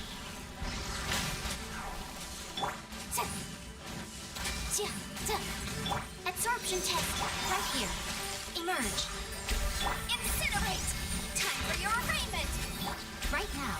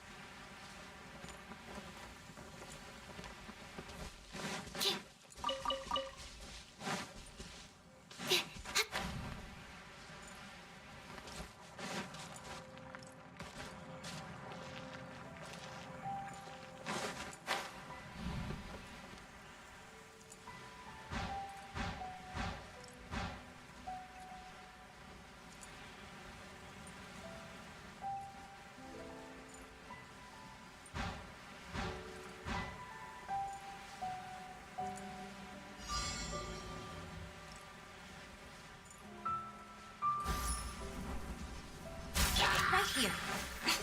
Emerge. Right here.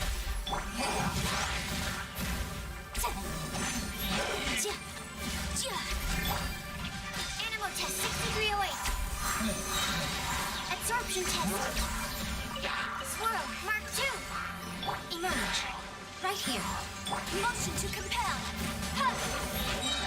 Emerge.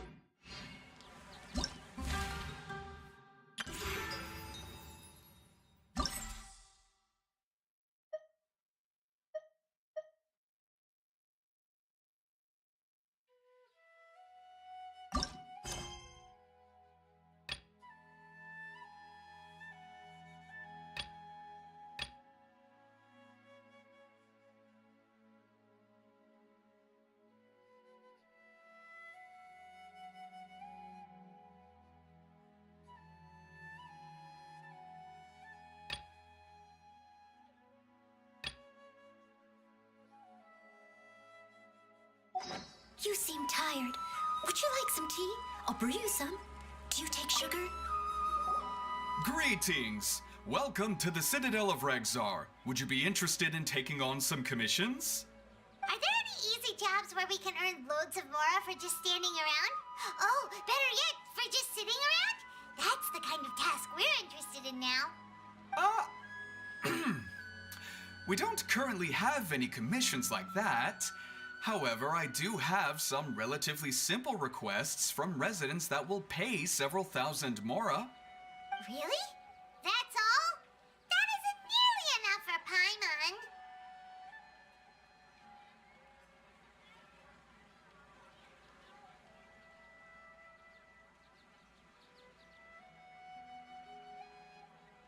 Yeah, Effendi, are there any high-paying commissions available? Ah, I see. Let me think. Spontamod recently initiated a research project on the ley lines and is looking for paid volunteers. There are several researchers in Spontamod who specialize in studying ley lines, so there is a great demand for ley lines data. Researchers often need to enter domains to investigate ley line disorders. They have been understaffed for some time, even after recruiting a good number of their own students. So, now they've turned to recruiting large numbers of volunteers. They offer substantial pay, but they also have strict requirements for the quality of the volunteers. Are you interested? Yes, let's walk through the recruitment process.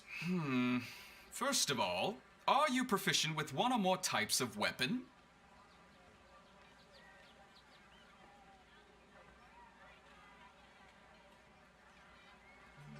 Very good. How's your understanding of elements? Are you capable of using elemental powers?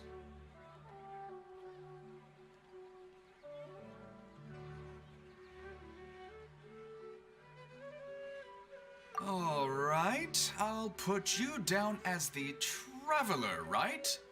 Okay, I finished the registration. I'll be coordinating the necessary supplies and payments for volunteers later.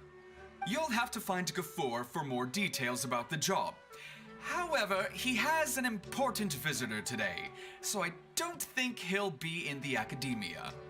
According to the standard protocol for receiving visitors, he will most likely bring the visitor to the Puspa Cafe. You can go there and talk to him when his time with the visitor has finished.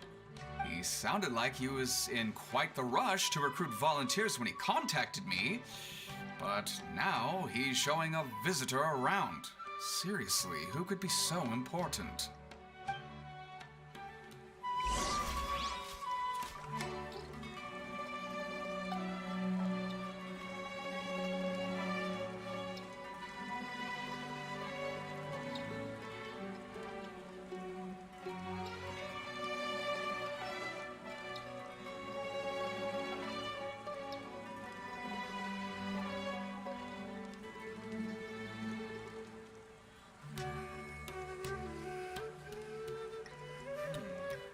Hand this work over to the Eremites. I'll have to rephrase the request.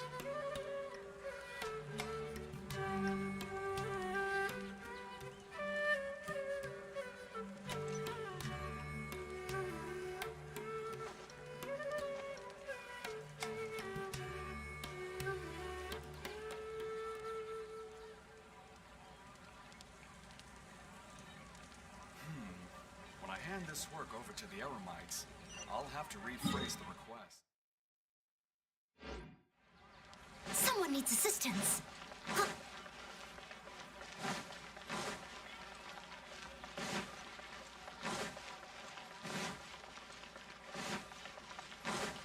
I'll catch up.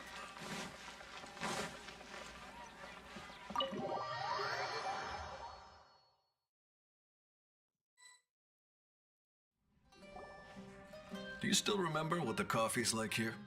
Of course. How could I forget? It used to be my go-to drink here. Listen, Gafoor. I suppose I should call you Professor Gafoor now. We're old acquaintances, so how about we stop beating around the bush, First you wanted to catch up, and now the coffee. If you have something to say, just say it. Oh, that's Gafoor! He's the one we're searching for. But he seems to be busy talking with someone else. Maybe we should wait for them to finish.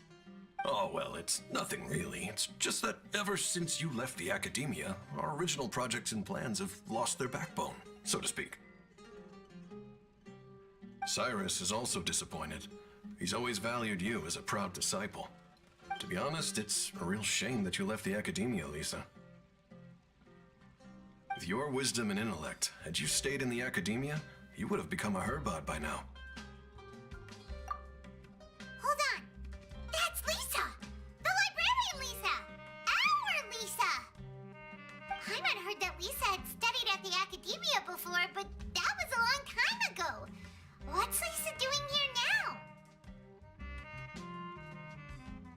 If I'm reading the situation right, you're reminiscing about the past to convince me to come back, aren't you? Well, I heard that you're currently the librarian for the Knights of Favonius in Mondstadt. If you ask me, that's a tragic waste of your talents. Why waste your time and energy on something as trivial as taking care of a library? Your time is much more valuable than that. If you're willing to come back to the academia, I have plenty of projects for you to preside over right away. The academia needs people right now, and some of these projects are quite important. Yawn. So all this talk is to convince me to come back. I'm guessing Professor Cyrus doesn't know that you're talking to me about this. As a matter of fact, he has long wanted you to come back and work at the academia. Is that so? You know, Professor Gafoor, it isn't a good idea to lie to people. Our teacher knows exactly why I left the academia after only 2 years. He would never ask me to come back. Giving up my life in Mondstadt and returning to the academia as a Spontamod researcher. The price of seeking wisdom is no longer something I'm willing to pay. So please, don't bother trying to get me to come back. Wow! So Lisa used to be a Spontamod researcher? Paimon's never heard her mention it before. Besides, taking care of a library is important work. I've never considered it a waste of my time. Wisdom is hidden in every corner of the world. Never underestimate wisdom, no matter how small it may appear. That's what our teacher always said. A good scholar wouldn't overlook the small details, Gafoor. I'm sorry. I'm still not used to calling you Professor. Nevertheless, the underlying meaning of what you just said is simply wrong. And there's one other detail you probably haven't noticed. 2 people have been eavesdropping on us for quite a while now. Is there anything we can help you two with? Hello, Lisa! Well, if it isn't you two. Long time no see, cutie. Paimon. Excuse me, but what business do you two have here? Well, actually, we're here to participate in a research project on ley lines for Spontamod. We just finished registering with Effendi.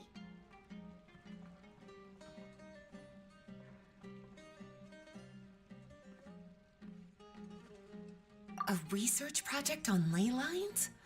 Oh, darling, you haven't joined the academia, have you? Alright, Effendi told us a research project is looking for paid volunteers. That's what we came to see Gafoor about. Paid volunteers? Gafoor, is the academia really that understaffed? Or are there projects that insist on the use of outsiders? No. The paid volunteers are for a conventional project to monitor the ley lines. All operations follow the prescribed safety protocols. We rely on a lot of manpower to collect the data. There's no way around it now. But if only you would agree to come back and preside over some matters, we wouldn't have to go through all this nonsense. If memory serves me right, collecting ley lines data requires investigators to go deep into domains, which can be dangerous. We've seen our fair share of combat since leaving Mondstadt. Exploring a domain is like a walk in the park to us. It's been so long now. I can only imagine what wonderful stories you have to share. So there's nothing to worry about. Since you two are here to apply for the project, then please wait a moment while I talk to Lisa. I'm sorry, Gafoor. My answer is still no. Aren't you even a little bit interested? I have never regretted my decision to leave the academia. And I don't think that will change in the future. I thought after all this time you would have a different answer. But you're still as obstinate as ever, Lisa.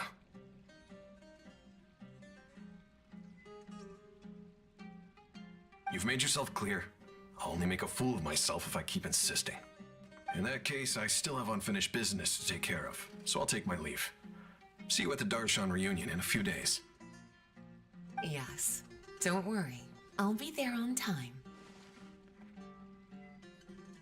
As for you two, please come see me later in the Mautiima forest when you're free. We'll need your help with the volunteer work. Oh, and one last thing, Lisa. Yes? I wish you the best of luck in Mondstadt. Thank you.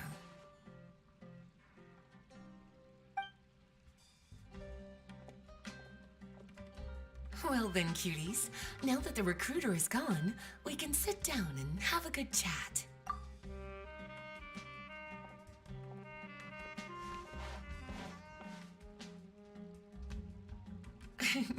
Much has been happening within the academia, and Gafoor is paving the way for his future. By the way, Lisa, what brought you to Sumeru? Are the nights okay with you being gone? Of course. Jean gave me an extended paid vacation. It's rare that I get any time off, so I thought to myself, why not go on a trip and relax a little? I don't know how much of our conversation you heard, but I studied in the Spantamad Darshan at the academia for 2 years. But instead of staying at the academia after graduation, I went back to Mondstadt to become the librarian for the Knights of Favonius. So that's why you came to Sumeru, right? To walk around and meet with your old friends and teachers. You'd like to know, wouldn't you? Well, I guess it wouldn't hurt if I told you. After all, it was ages ago. If anything, it all boils down to a difference in philosophy. When I first came to the academia, Professor Cyrus really appreciated my work and invited me to participate in several major projects. But most of those projects ended in failure. To be honest, they went too far trying to achieve wisdom beyond mortal understanding, so failure was only to be expected. I didn't want any part of that lunacy, so I left. Anyway, now that I told you, make sure you keep it between us. Sounds like you've experienced a lot. I don't wish to return to the academia, even if Professor Cyrus came to ask me personally. Rather than conducting experiments day and night, I'm much more suited for working hours that start after 10 a.m., with regular afternoon tea every day. Oh, Lisa chose to be a librarian because she doesn't want to deal with hassles all the time.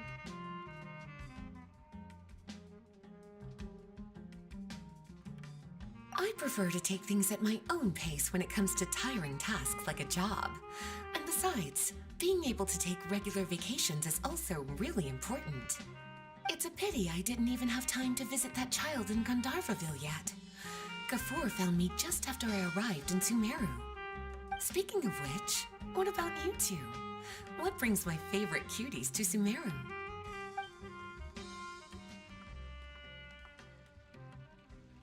I see. So you came to Sumeru in search of information on Lesser Lord Kusanali, the god of wisdom. The two of you have more pressing issues than entertaining a tourist like me. I wanted to walk around Sumeru with you, but now doesn't seem like the right time. What a pity. It's very rare for us to meet like this. Oh, then would you like to spend some time with me, darling? That would be wonderful.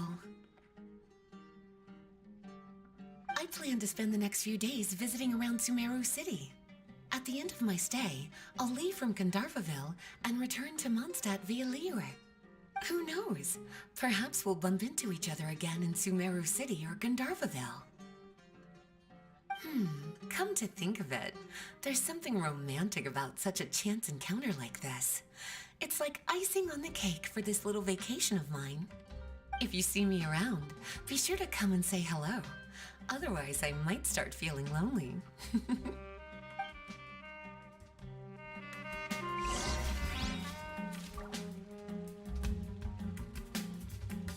I remember. You two agreed to meet Gafur in Mount Ima Forest to talk about the ley lines research job. Feel free to leave if you want to go look for him. As for me, I think I'll spend a little more time at Puspa Cafe.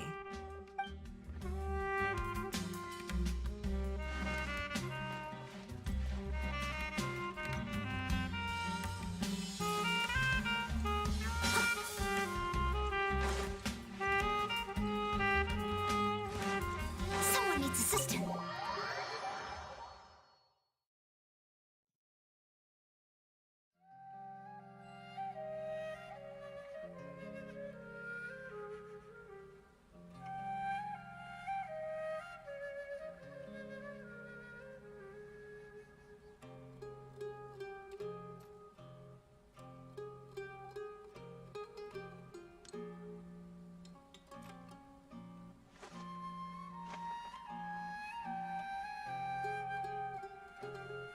Interested in joining the Light Novel Society?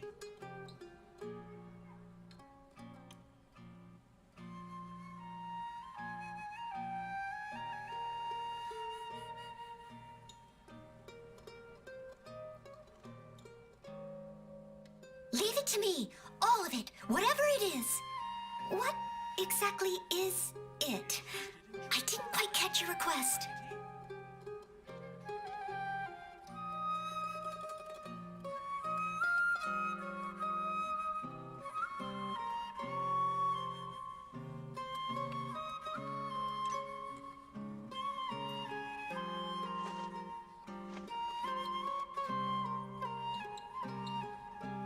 Interested in joining the Light Novel Society?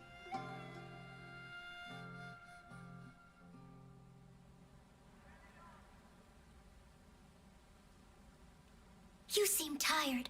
Would you like some tea? I'll brew you some. Do you take sugar? 1 cube or 2?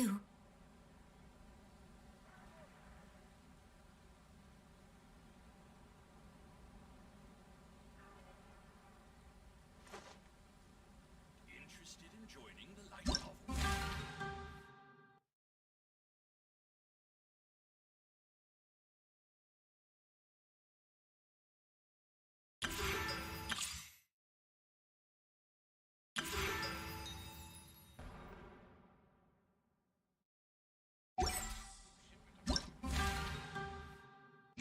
Leave it to me. All. Whatever it is.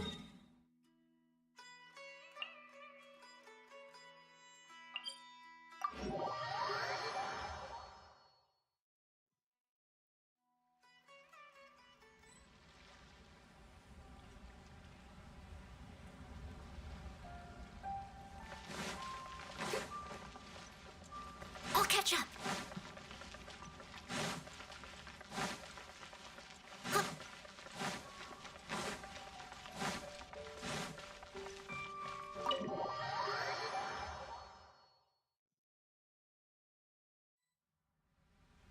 Oh, so that's how it is.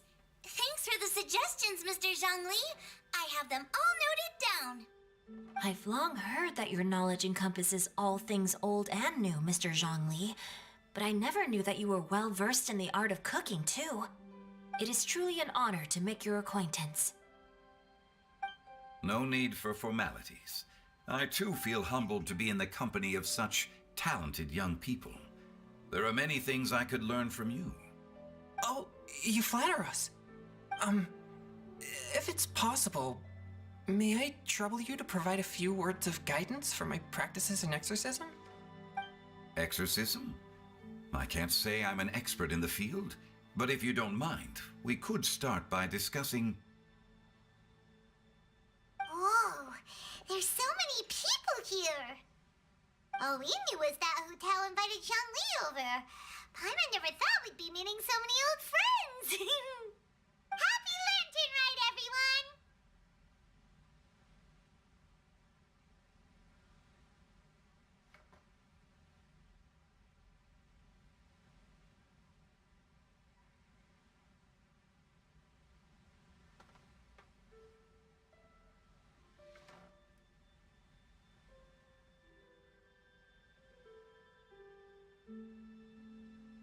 Likewise. Please take a seat.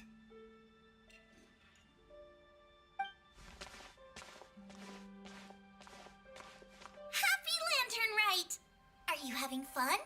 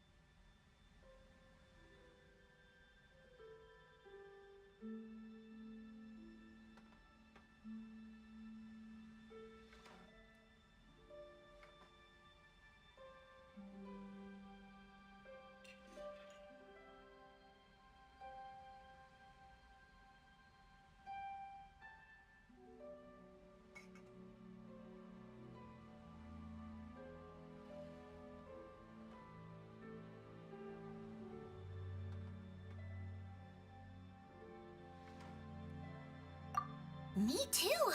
I've seen Xinyan perform before, but this is the first time I've watched something like this.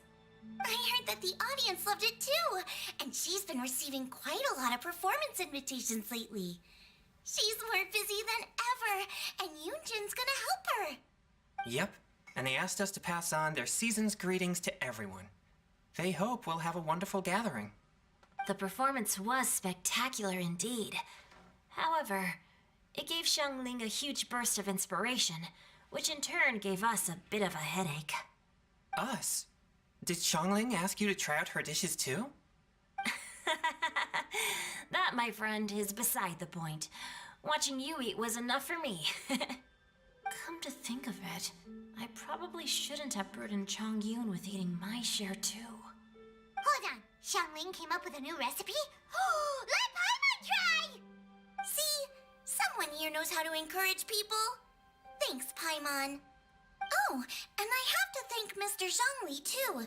He gave me lots of useful pointers that really drove it home for me. Oh, so that's what you were talking about before we arrived. Yes.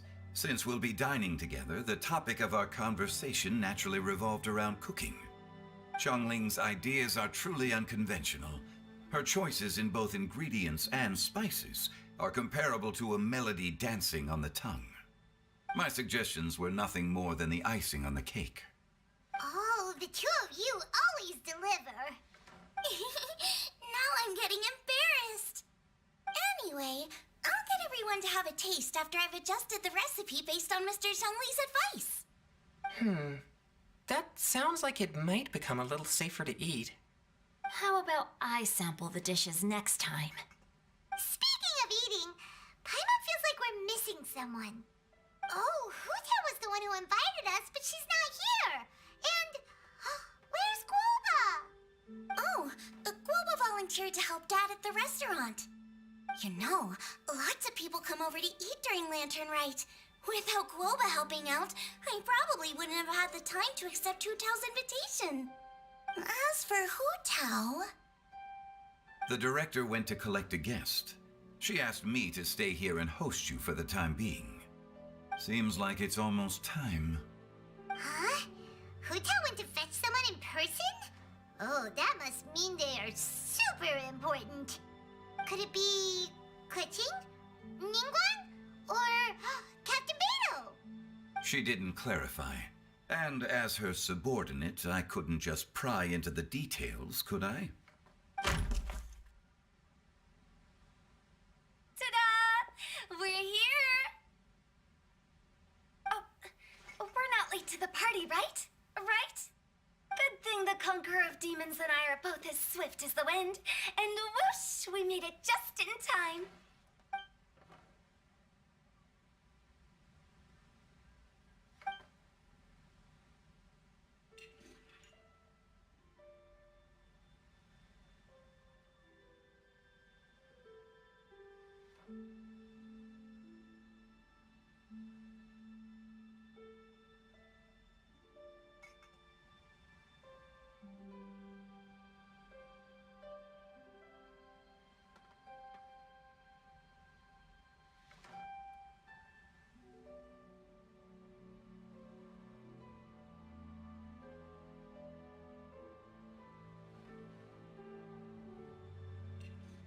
Oh. I see. So the important guest is the Conqueror of Demons. I've been looking forward to meeting you. The director didn't mention anything when she invited us. What a pleasant surprise.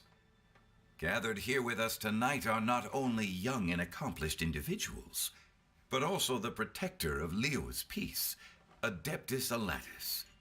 To convene here with all of you is indeed a great honor.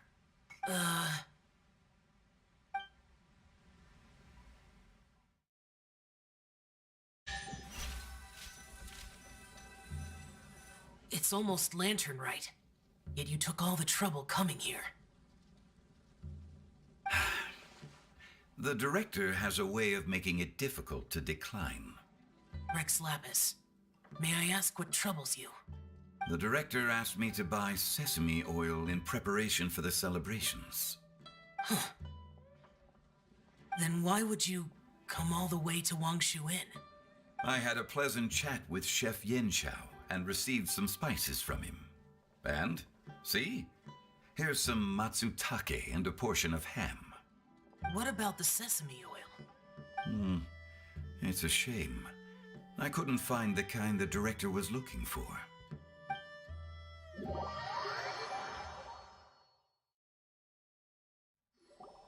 I'm sure you're exaggerating, Zhang... sir. There he goes again. Enough with the pleasantries. Go let our guests take a seat. Everyone here today is well known in their own field and has probably heard about one another to some extent.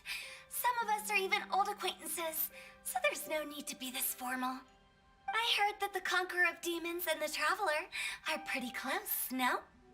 Great! You two sit together. You should take a seat too, Director. Oh, finally remembered me? When we arrived just now, the hosts at Xinyue Kiosk told me our dishes are almost ready. Perfect timing. Let's not wait any longer and ask them to bring out the food.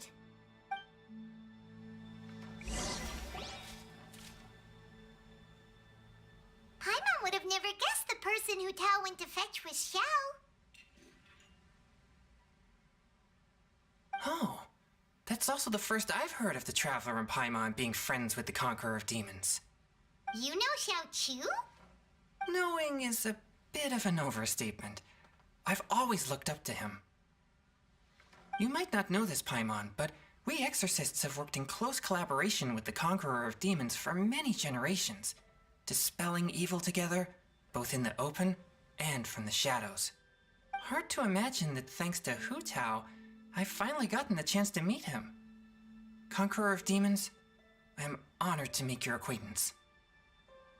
Likewise. It is a great honor indeed to have a chance to meet the legendary Conqueror of Demons. Changyun has brought that name up quite a few times in the past. I remember you mentioning wanting him to understand the importance of exorcists. Ahem. We know each other too. He helped try my dishes during the Masterful Chef's cook-off. I didn't think we'd have the chance to meet again. Happy Lantern Rite. No anecdote, however, compares to meeting you in person. I'm Xingqiu, Shangling and Changyun's friend. The pleasure is all mine. Whoa, everyone's getting all formal and polite all of a sudden. Paimon doesn't know what she should say anymore.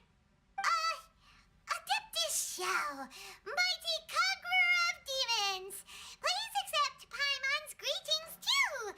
Belated Happy Lantern Rite. Paimon tried very hard to look for a fancy word, okay? Don't be too harsh on Paimon! There's no need to be so polite. You're right.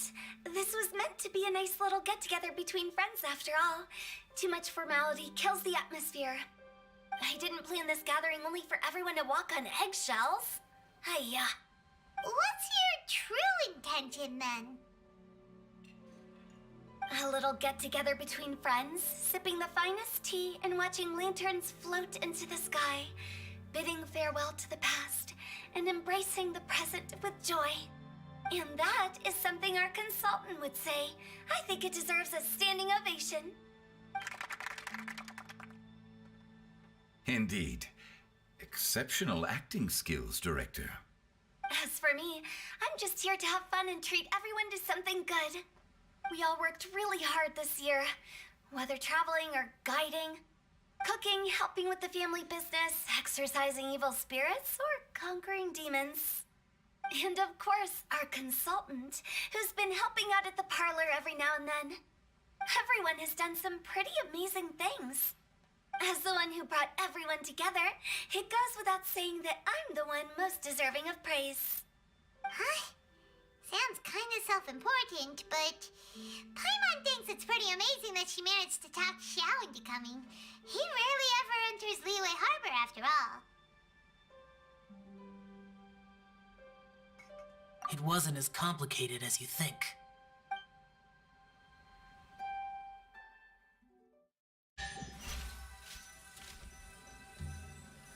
Okay, gotcha. Thanks, boss lady. It's not boss lady, just boss. And there she goes. What a lively girl. Conqueror of Demons, Adeptus Xiao. Guardian of Wangshu Inn, hero of Dihua Marsh. I know you're there.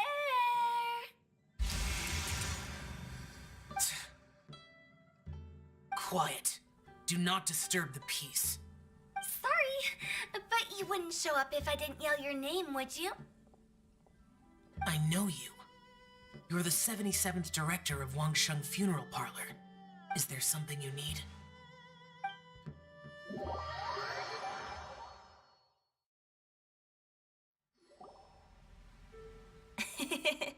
That does sound like one of Hu Tao's antics.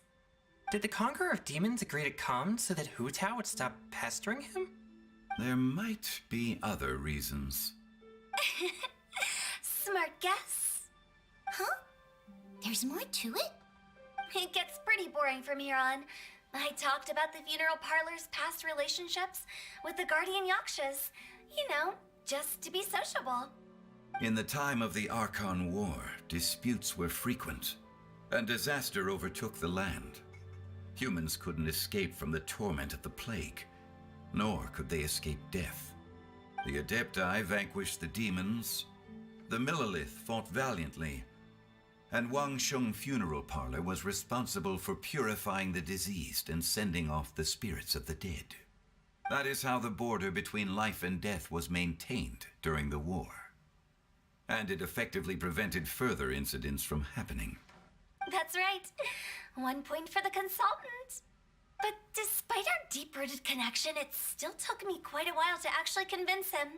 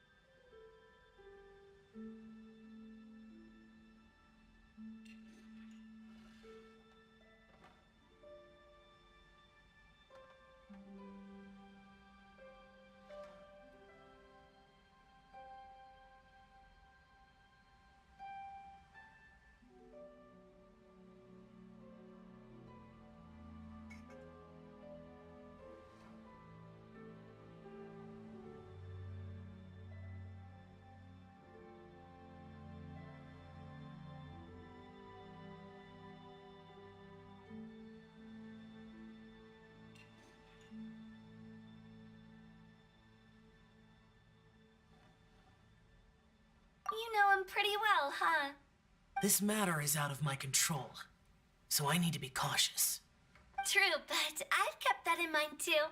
That's why everyone here today is in one way or another acquainted with elemental power. Besides, it'll only be for a short while as we dine together. There won't be any lasting consequences. But I didn't expect there to be so many people. There's no need to worry, Conqueror of Demons. We're not feeling anything unusual so far. Our young exorcist over here is protected by his pure yang energy, so he's probably the most resilient. That's not the same. And did you just toss your carrots into my bowl? Hey, don't look away. Huh? What? I'm siding with Chongyun. I saw that too. You're lucky Guoba isn't here today. He hates seeing people being picky with their food. If he'd seen that, he'd definitely make you eat all your carrots. Huh? Guoba would do that? Is he that uncompromising? But now that I think of it, Xianglin told me that Guoba used to be the stove god. It sounds like you've heard the rumors.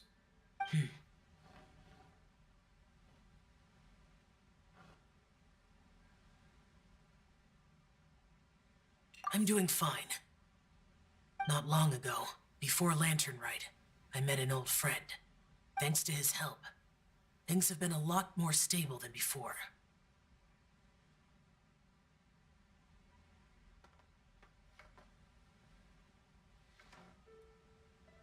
You should know him. He's... Seeds of story, brought by the wind. And cultivated by time. Did Paimon just unconsciously complete that saying? That voice. Could it be?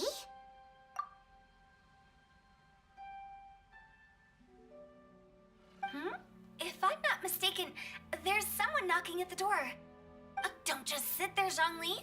Go welcome our guest in. No such need. I'm coming in.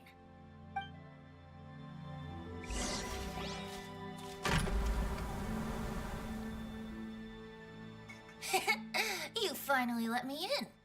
Hello, hello. No matter if we've met before or not, this moment marks a brand new encounter. Old friends and new. Happy Lantern Rite. Oh, it's the Tone Deaf Bard. Oh, he seems to carry a valiant breeze wherever he goes. It looks like we're gonna be friends. Fate has brought us together, so come on, take a seat and be my guest. Help yourself. Oh, I'll ask them for another set of cutlery. This young lady here is as bright as a fresh bouquet of flowers in the morning's rising sun. She no doubt is the one with the most authority here. Whoa, these dishes look amazing. Is it really okay for me to join in? All right, I'm digging in. Huh, it's you. Oh, isn't this Genu? Genu?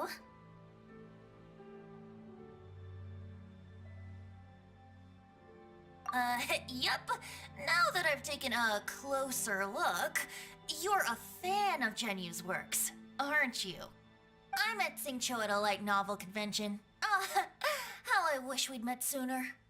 I never expected that there'd be another person in this world who could interpret Genu's new novel as thoroughly as I could. Venti, you're being too humble. Considering your poetic talent, your fundamentals are way more impressive. Could this new guest be Master Xingqiu's friend?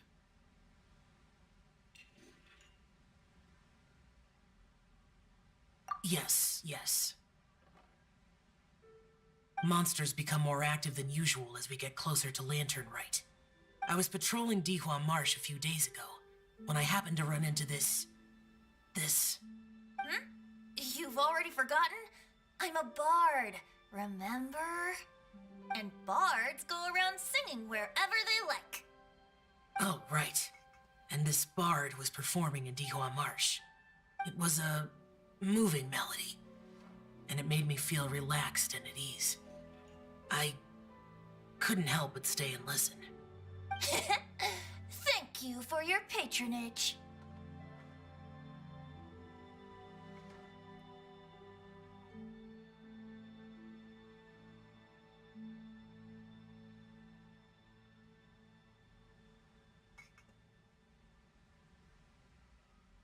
I understand now, too. I'm Zhongli, currently working at the Wangsheng Funeral Parlor. It's a pleasure to meet you, new friend. And I'm his boss. Oh, and if there's anything unsatisfactory, let me know anytime. That's very considerate of you. Oh? No wonder. Only a boss as savvy and reliable as you would be able to hire such an impressive consultant. Oh, you're too nice, Venti. Not to brag, but our consultant truly is impressive. His knowledge extends across the stars and the land, and there's nothing throughout history that he doesn't know. From the sophisticated way he speaks, it's hard not to suspect that he could very well be an adeptus in disguise.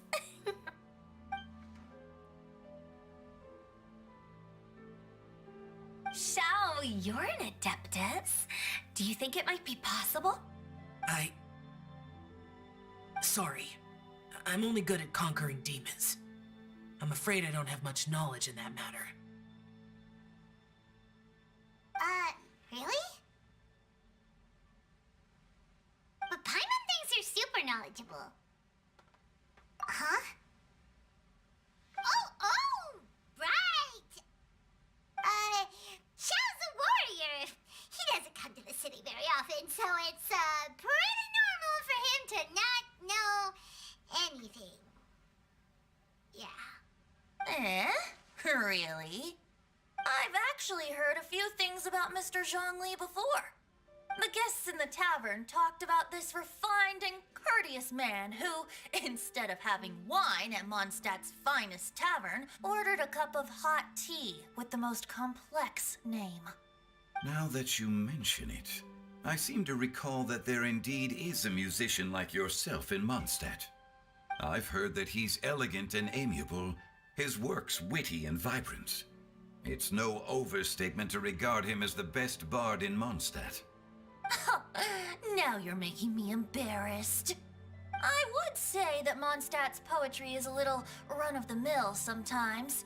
There's one I heard a while back that went, "The old house is renewed, welcoming the spring breeze, awakening old memories."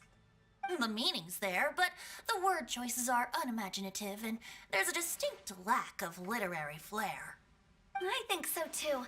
The composition needs a little jazzing up. If I were to give it a go, I'd make it an old melon on a vine, a new flower that grows fine. Oh, good one! It feels unique and has a nice ring to it. You have great taste, Venti. I was afraid about you. Let's shake hands. Of course, of course.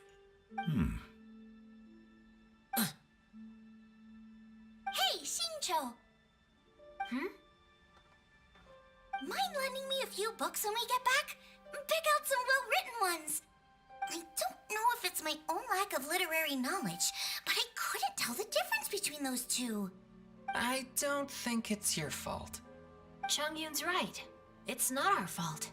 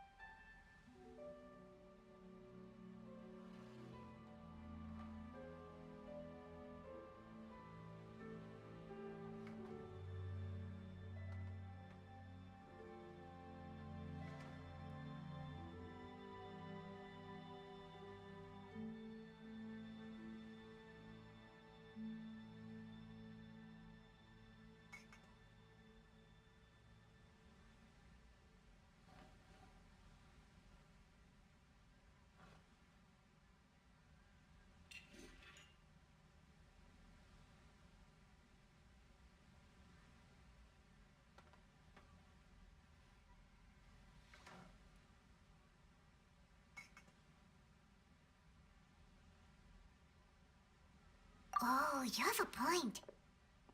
But speaking of, why is the Tone Deaf Bard here? Are you here to take part in Lantern Rite too? I heard that Liyue will be hosting a Lantern Rite music festival this year. As a musician myself, how could I possibly resist the temptation to come take a look? Or listen. Getting to know other musical styles is essential to sparking inspiration, don't you think?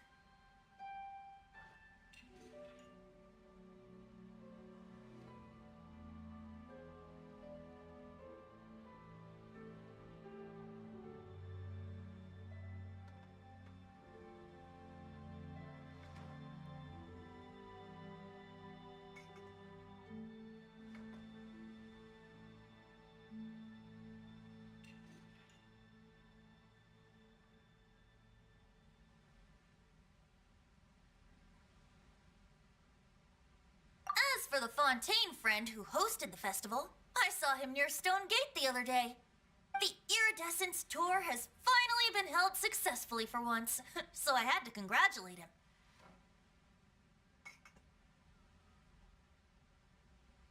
Don't think anything of it. By the way, I was watching as you entered Shinyue Kiosk, but no one seemed to notice me. Should I say that it's because I'm an expert in hiding, or that a certain someone deliberately ignored the sound of the wind? Whenever Lantern Rite comes around, Liyue Harbor becomes bustling with activity. People are all busy watching the lanterns and strolling around the shops, and they might just go travel somewhere on a whim. It is rather difficult to predict another's whereabouts. The festival is in full swing and proceeding smoothly, and we're all gathered here with friends, new and old. This is no doubt a wonderful occasion worth celebrating. To come together with all of you at the beginning of the year, one can't help but be filled with joy. In a moment like this, I propose we raise a glass together. In my case, tea in lieu of wine.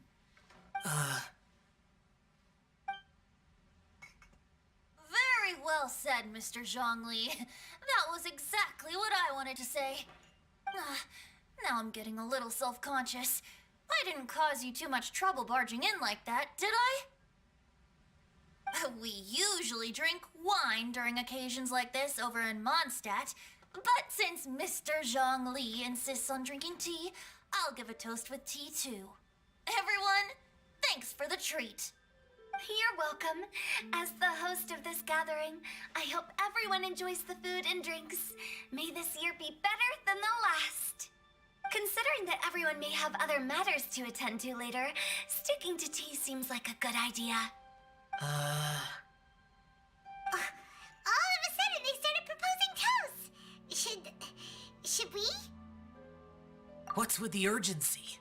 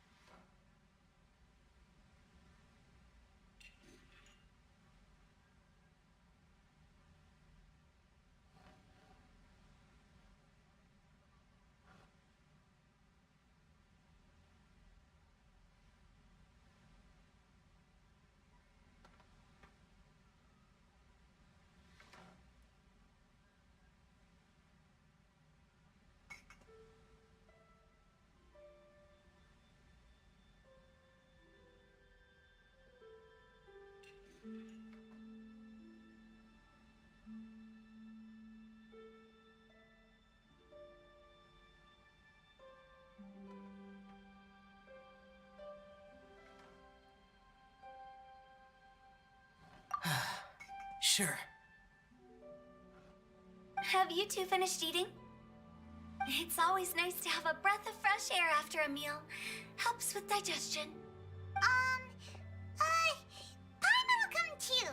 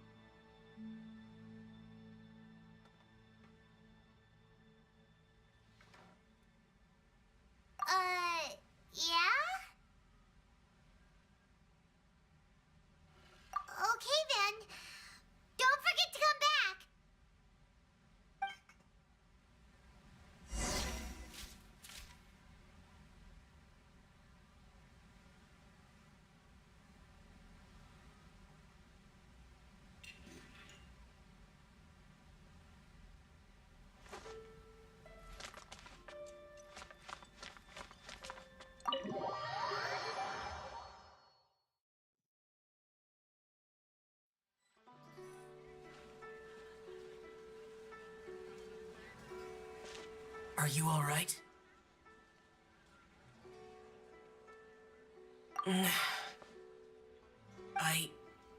It's hard to describe. It's not that. There were those among the Adepti who loved gatherings and idle chit-chat.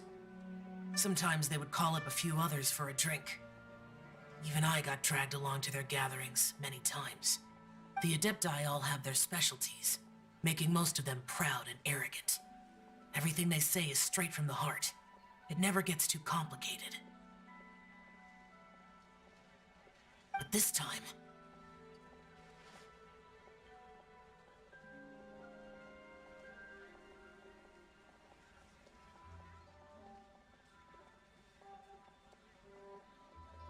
No. I didn't mean that. So you know his true identity. I'll get straight to the point then. The Animo Archon is a free spirit, and his temperament is as carefree as the music he plays on the flute. It's easy for a god like him to live in harmony with humans, and that's something I might never be able to do.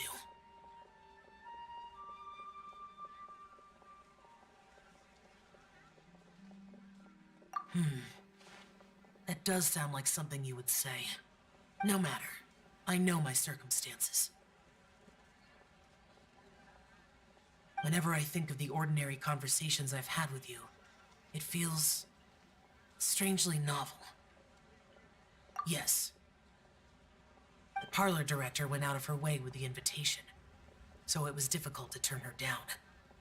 I had made mental preparations before agreeing to come.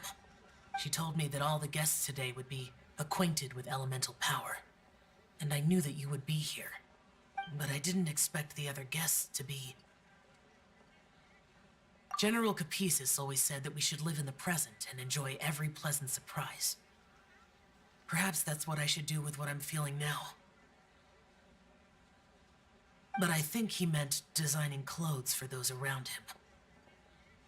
The clothes were intricately designed, but inconvenient to wear. Brother Bosacius never tried to hide his distaste in front of him. Rex Lapis did like his designs and even collected quite a few. The outfit he wears now was also designed by General Capisis himself. I never saw him wear this during the war. I didn't expect him to start wearing it later. Oh, here you are. I'm not intruding, right? You're not. What is it? Hu-Tao saw that everyone's done eating and asked the staff to bring out the desserts. Paimon got so anxious that you weren't back yet that she scarfed down her dessert without the usual slurping and munching.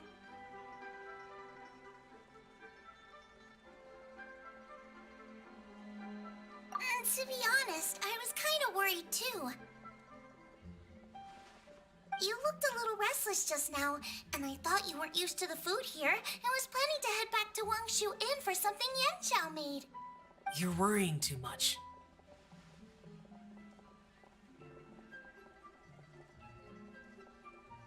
Why would I? Anyway, let's head back. Please wait! There's another reason why I came looking for you. Here, take these. I brought them for you. Almond tofu? Yup. Since the Masterful Chef's competition, you could say that Yanxiao and I are not only competitors, but good friends as well. I visit him at Wangshu Inn sometimes to discuss our cooking. I heard him say that the esteemed guest on the roof loves nothing more than a good plate of almond tofu, so I learned a thing or two about the dish from him. I'll be honest, before Hu-Tao invited everyone, she secretly came looking for me, told me about the guests she planned to invite, and asked me for some suggestions on what she should order. So I made a few servings of almond tofu for you guys in advance. Take them as a token of gratitude for your support. When I told Guoba that I was making these for you, he started eagerly running around the kitchen and helping a lot too.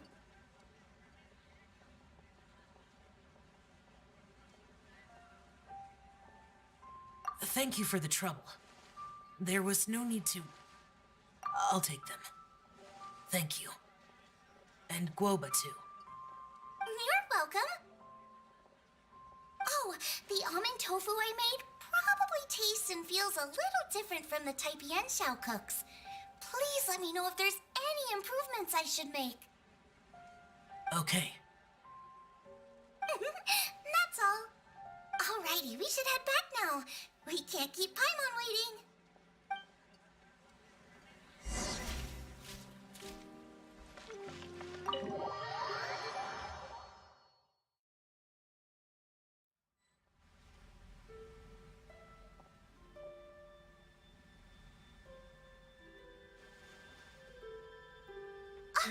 You're finally done whispering secrets to each other? So much for promising Paimon you'll be back soon.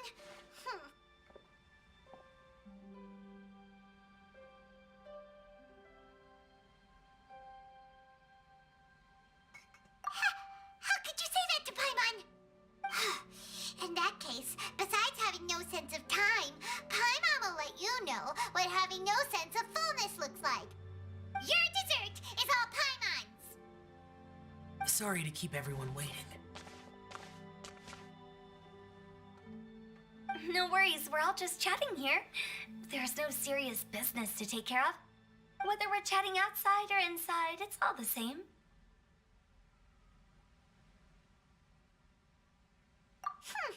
Paimon's too busy eating to talk to you.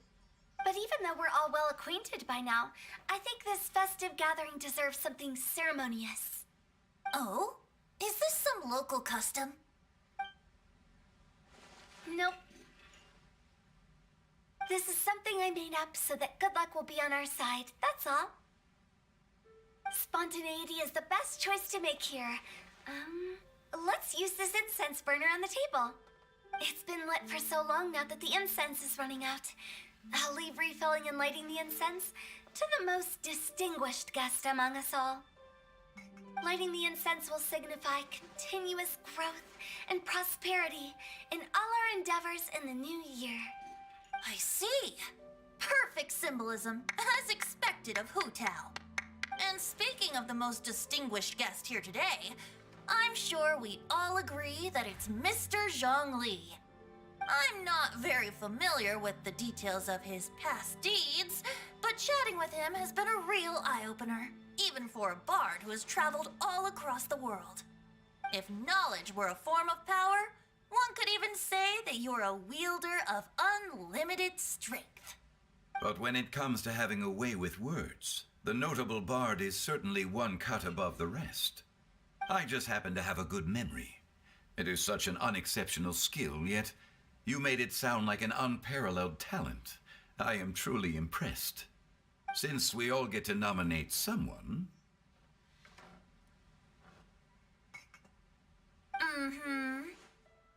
I think it's only fair that we let the parlor director light the incense. Huh? That won't do.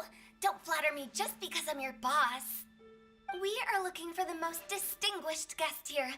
As the host, I shouldn't be involved in this discussion at all. Now that we've enjoyed this table full of delicacies, how about we let our one and only chef here do the honors? Is this really the way this works? I didn't cook any of these dishes. It's not a big deal. Just look at her. Xiangling, the disciple of an adeptus, the stove god's best companion, the winner of the Masterful Chef's competition. The only heir of the famous One Mean restaurant. A good old friend of mine. There's no better choice. Why does Paimon feel like we're back at square one again? Please stop! You're making me embarrassed. If we're looking for a distinguished guest, surely the second son of the Feiyun Commerce Guild counts. It's one of the largest commerce guilds in Liyue Harbor. Huh? Don't get me involved in this. Oh, not a bad choice. With the Commerce Guild's young master lighting the incense, we're all sure to make a huge sum of mora in the new year. That's not how it works. Making a fortune is indeed a fine wish, but it's of lesser importance than good health and happiness. Which means we should choose Chongyun, the skilled exorcist who keeps everyone's home safe from evil spirits. Huh? Now you're nominating me? I can't be the one when we have the Conqueror of Demons right here. Adeptus Shao has the most seniority among everyone here today. We should... I refuse. I am most certainly not the most distinguished guest here. You should all be able to make the right judgment based on your observations. One person here is well acquainted with everyone else.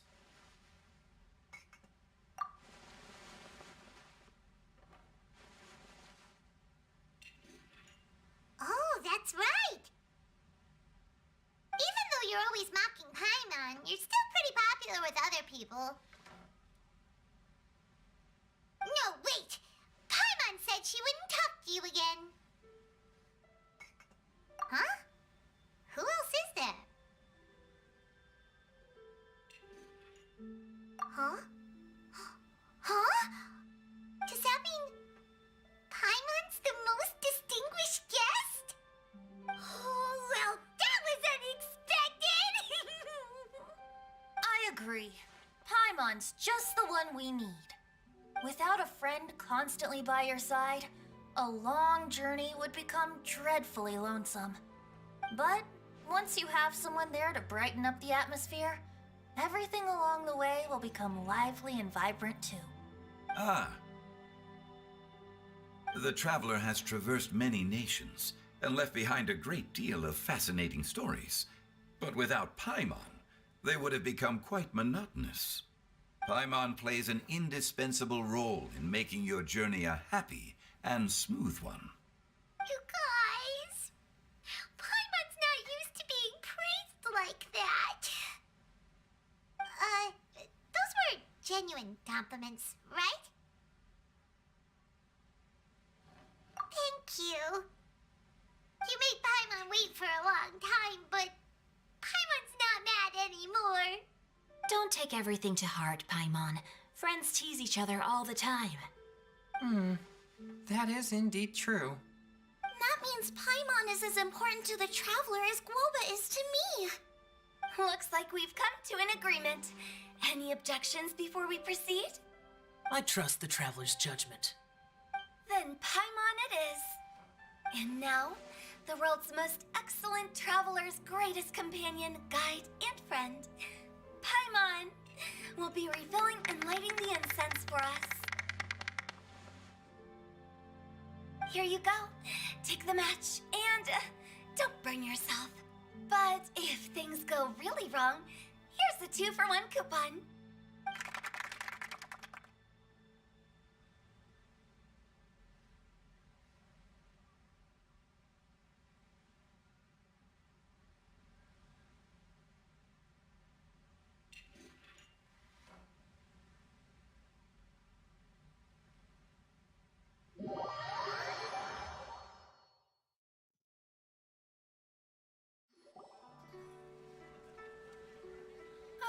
It's getting late.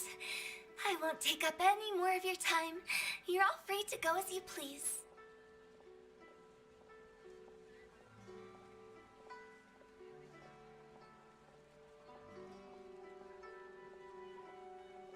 Yep, the tea was amazing too.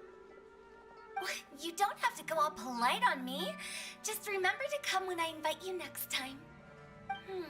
Let's see. It's dark out, so I'm going to accompany Xiangling, Xingqiu, and Changyun back home. As for the rest of the guests, I'll leave them to our consultant. No need. I'm headed towards the harbor to meet a friend on the ship.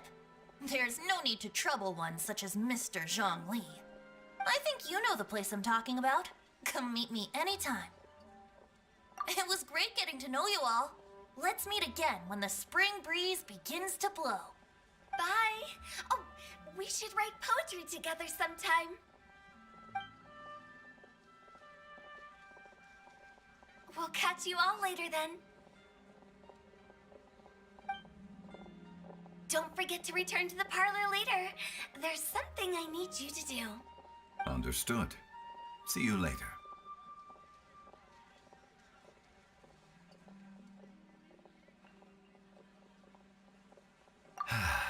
Well then. Rex Lapis, Just Zhongli will do. I live as a mortal in Liyue Harbor now. I am just one among many who begin work at sunrise and retire to rest at sundown. If we were to consider status and seniority as Zhongli, I should be respectfully referring to you as Adeptus Shao. Heaven forbid.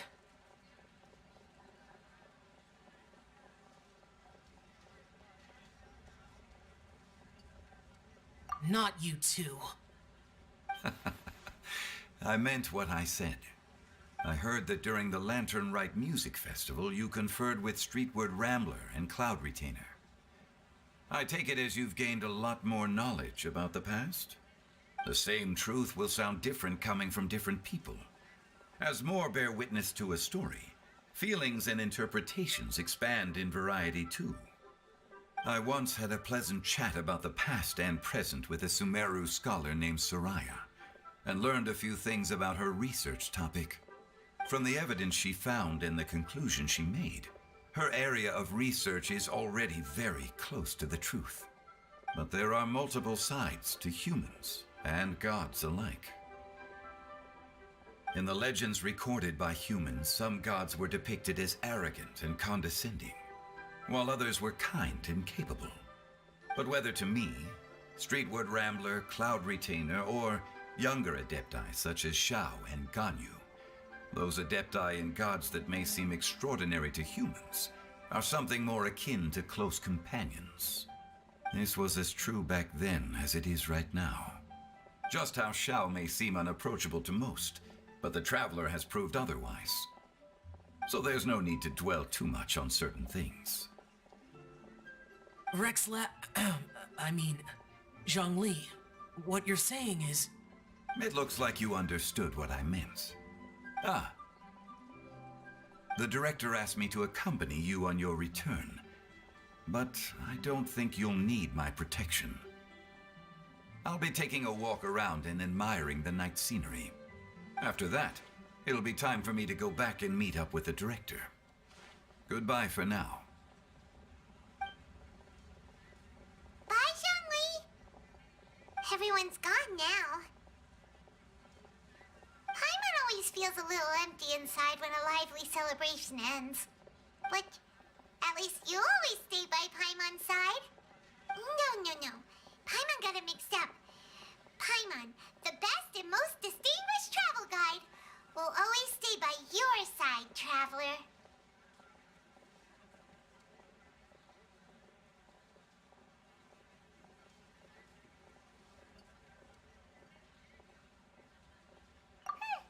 Good that you were aware of that.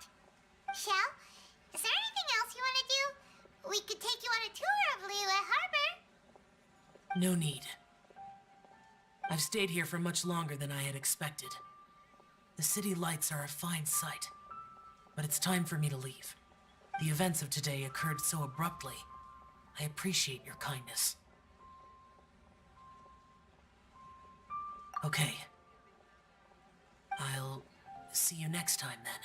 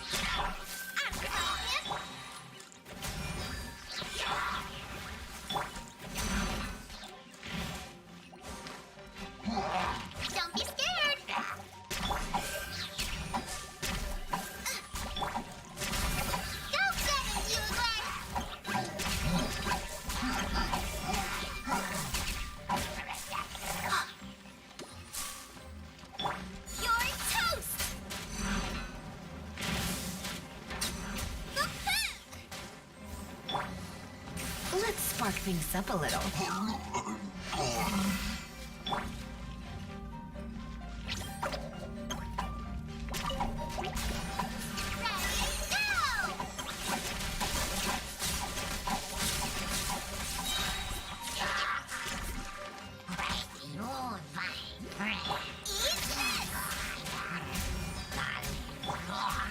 Surrendering will be gentle.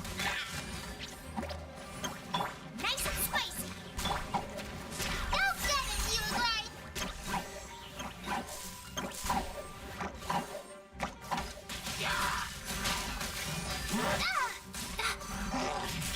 You're toast. Out of the frying pan. Stay put.